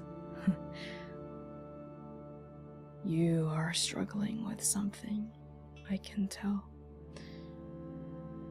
It's much too late for me, but perhaps it's not too late for you. Whatever it is that you're in conflict with. The four of you are newcomers to Inferno, after all. If I may offer some more unsolicited advice, get out. Leave this city before it sinks its bloody claws inside your heart and kills it."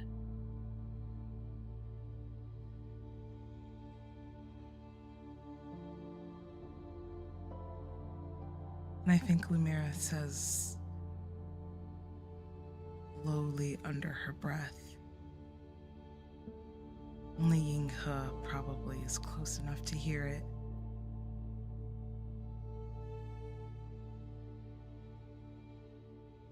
What do you do if it already has?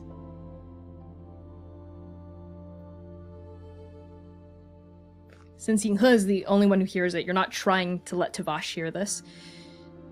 You feel something on the periphery of your vision as their head snaps in your direction, that concern emanating from them.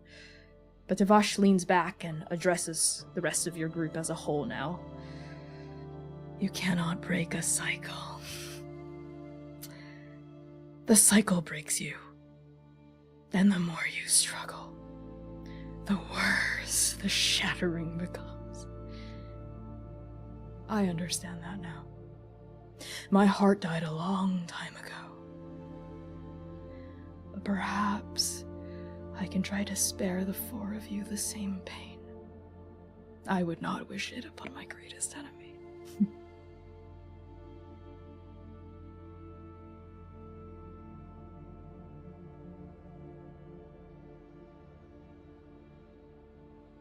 Zynon stands there like his feet are made of rocks. Not because of the weight of the sadness of Tavash's story, the reality that they live in, the genuine fear that he can hear in Tavash's voice of this city and what it can do. But he hears this persistent drumming, cycles, the sad, weary faces of people at LSSG, the haunted look in Lumira's eyes sometimes. He looks to her, and he can feel his heart pounding in his chest, wondering what pain she is holding that she has not said. He doesn't look at her as an agent, as the spokesman of LSSG. He sees in her eyes the young woman that he heard say the word family. And he forgets that there's a mission, or that they're in constant danger here. Because he just wants to make this pain stop for this young woman that is his family.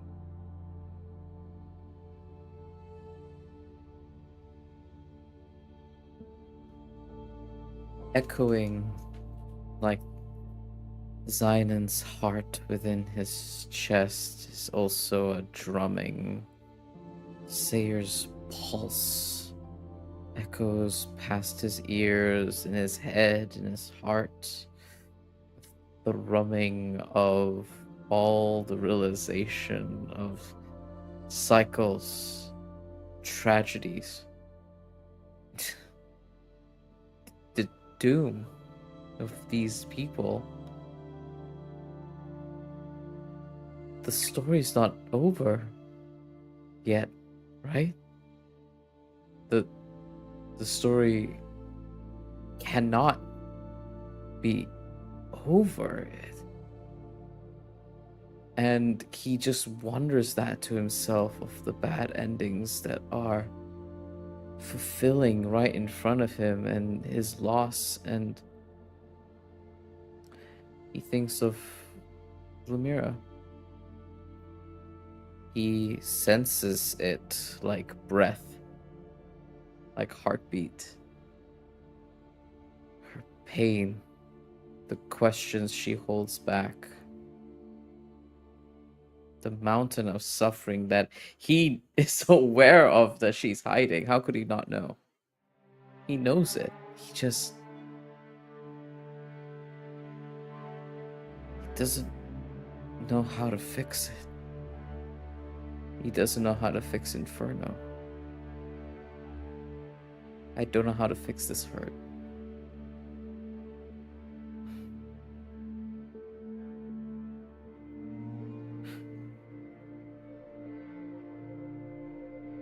Well,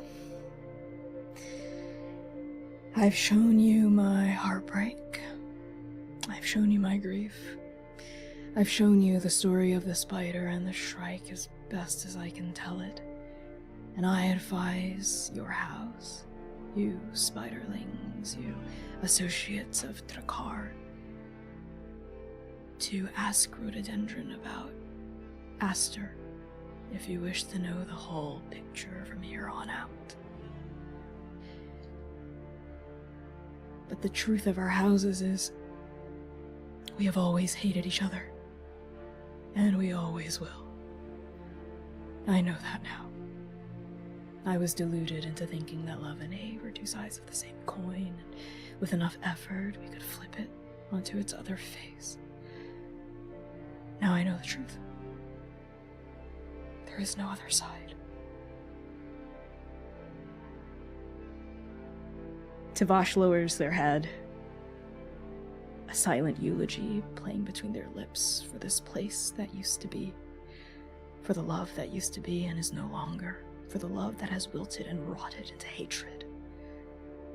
And when they lift their head, their faces composed barely once more, though there is a bead of something bright and red in the corners of their eyes.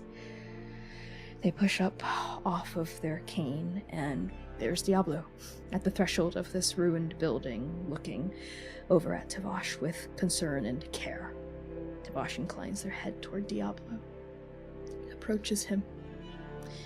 And Dante the crow lights off of from where it was perched near Zionin, flutters off in Diablo and Tavash's direction and lands on a piece of rubble. And Tavash pauses at the threshold with her back to your party and says, I have some matters to attend to back at my roost. You can try to find what you may here in the rubble, but every piece of it has already been picked clean. My mother assured that, after all. The one building she would not let me demolish. They turn their head back forward again. And they go. And Diablo follows. A fluttering of wings from Dante. And they're gone. And it's just the four of you here.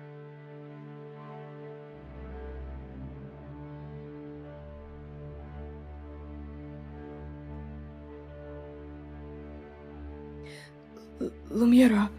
And Yinghe turns to face you fully. Instantly. Are you okay? Are you in pain?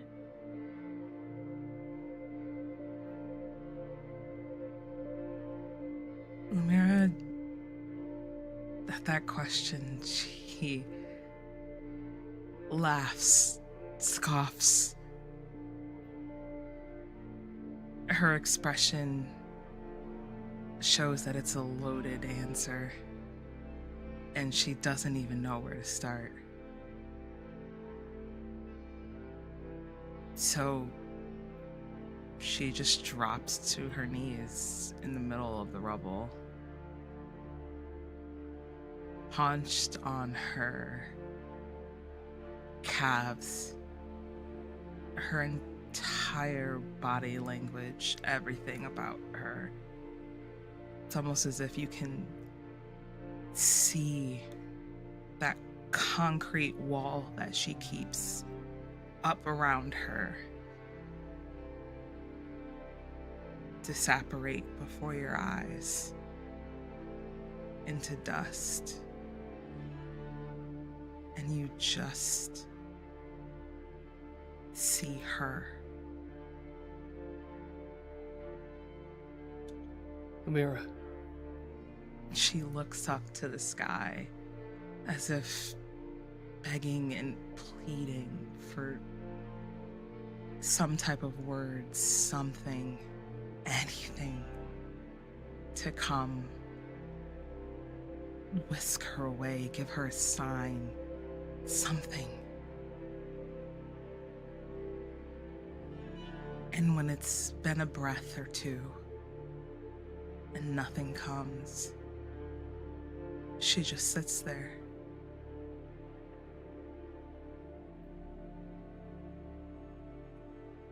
I have to tell you something.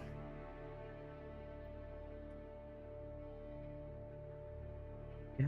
That question that he's wanted to ask, he doesn't say it.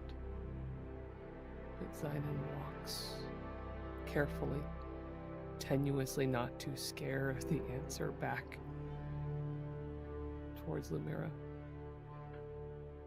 Sayre's legs are like jelly the second that Lumira fell to her knees. And he walks with that unassuredness, seeing her this way, and gently lowers himself to a crouch to listen.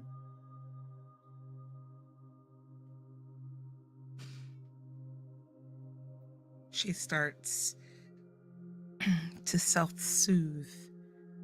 Her hands are rubbing back and forth on her thighs, gripping her cloak trying to find something with her hands to distract.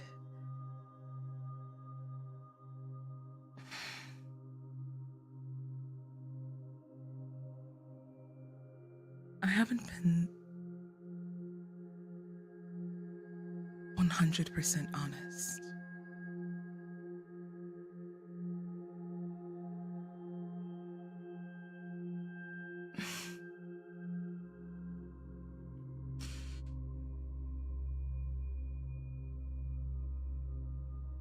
And she asks this question laughably almost because she knows you remember, but it's the only way she can transition into the topic. Remember when I put Kamani in that liminal before we came here in front of everyone?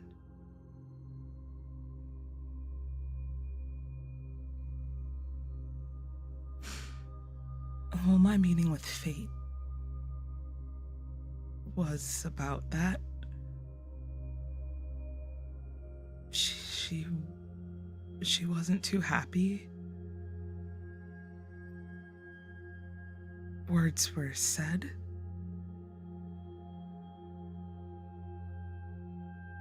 And we both came to the mutual conclusion that maybe this was not what was best for me.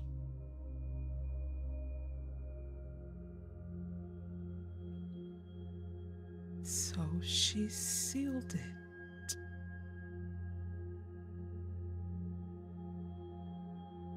She cut it off.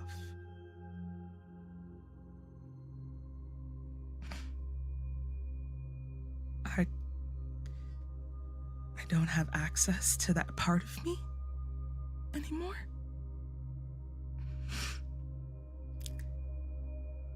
And her voice breaks in that she shudders as if another wave of that pain, of that simmering of her chronergy flushed through her.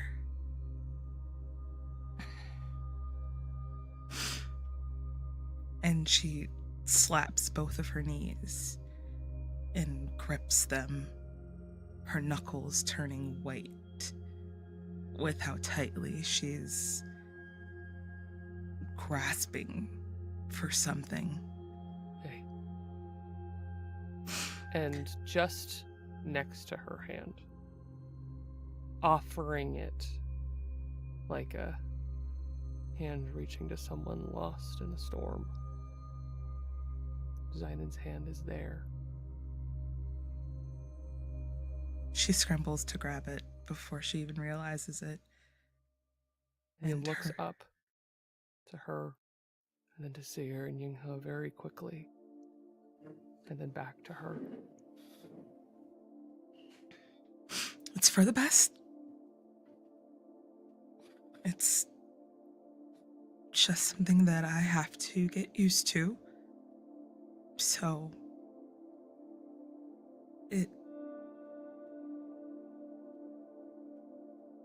I refuse to be a stray thread in the tapestry. Her tapestry of the journey. So it's just something that we all have to get used to now.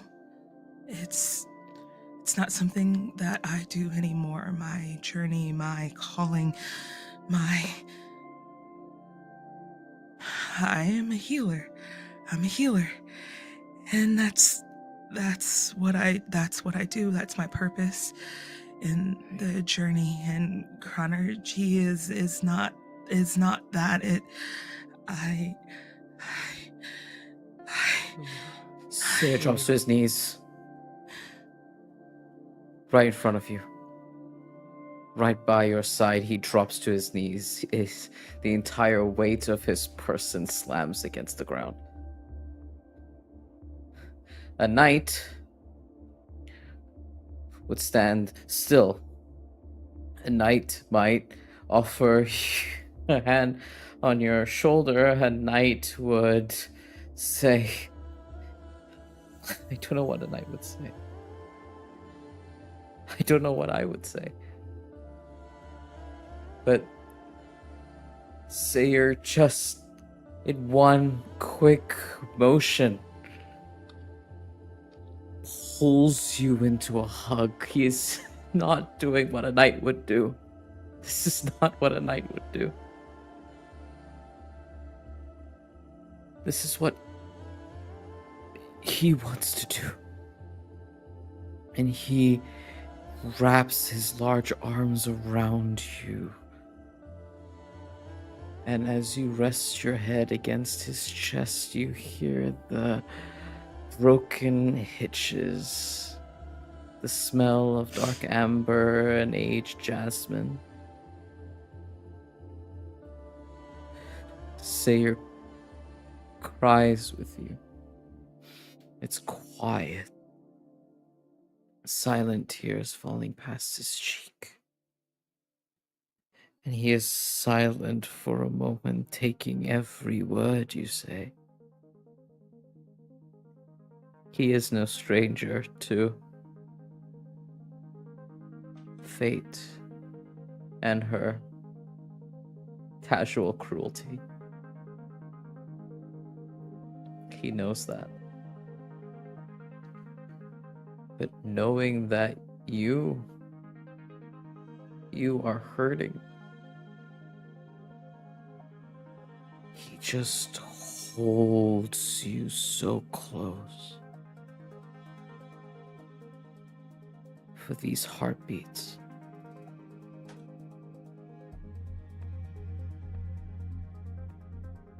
Lumira, she doesn't let you go. When you wrap your arms around her, her arms reach up and wrap around your neck. Tight, gripping, as if you are the only thing that is keeping her here, grounded.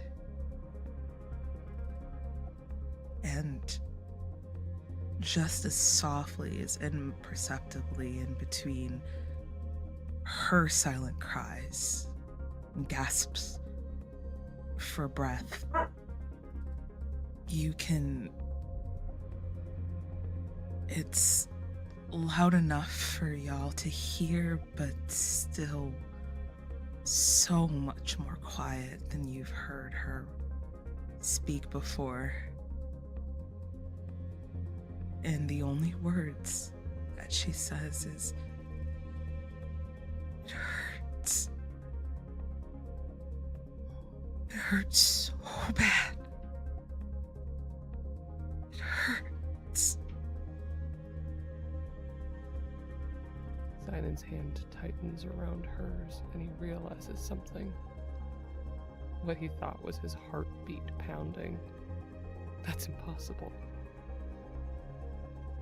It was a knocking.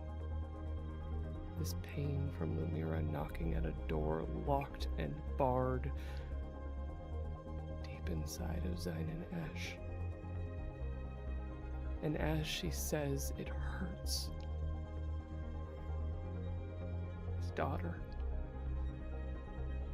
in need of help, in pain, because fate told her she is not perfect. That door, that bar, shatters.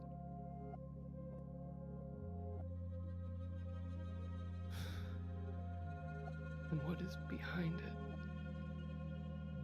is a truth that Zion refused to look at for a decade as an agent in trans. That he doesn't actually trust. Does not trust in her will. trusts in this family. And he holds her hand because it is the most important thing in the entire multiverse, in the entire journey, in every choice he has made.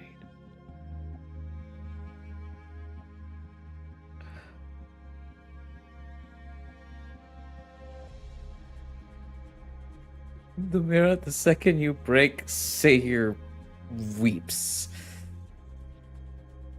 The straight-spined hold he has on you, he envelops you. His whole back covers you as you lean into his neck, and he weeps with you. He sobs. You hear it. I know. I know.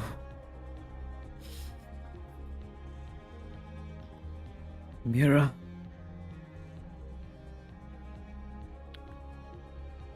Mira. I will always have time for you.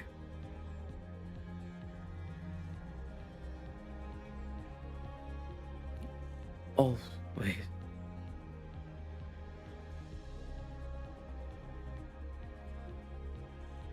Yinghe is squeezing your other hand, the one that Zion's fingers aren't interwoven with. This whole time they have been very, very, very quiet and very, very, very still.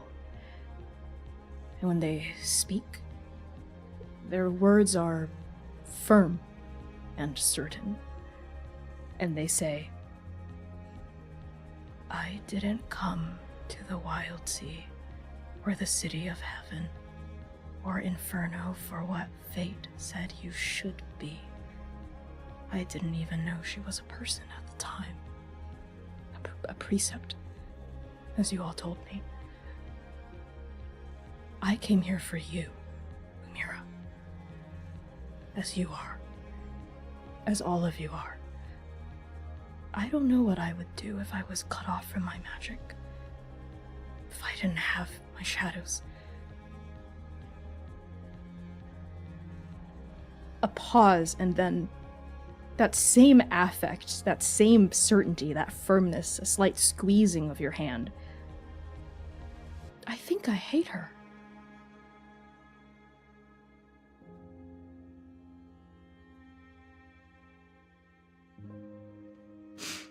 Lumira doesn't say anything.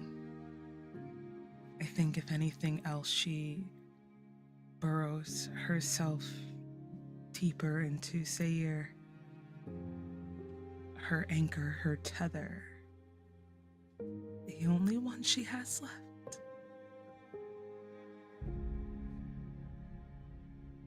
And she just grips Sayer so much tighter.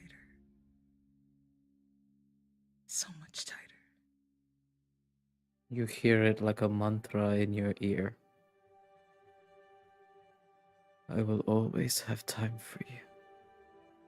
I will never run out of time for you. I will always have time for you.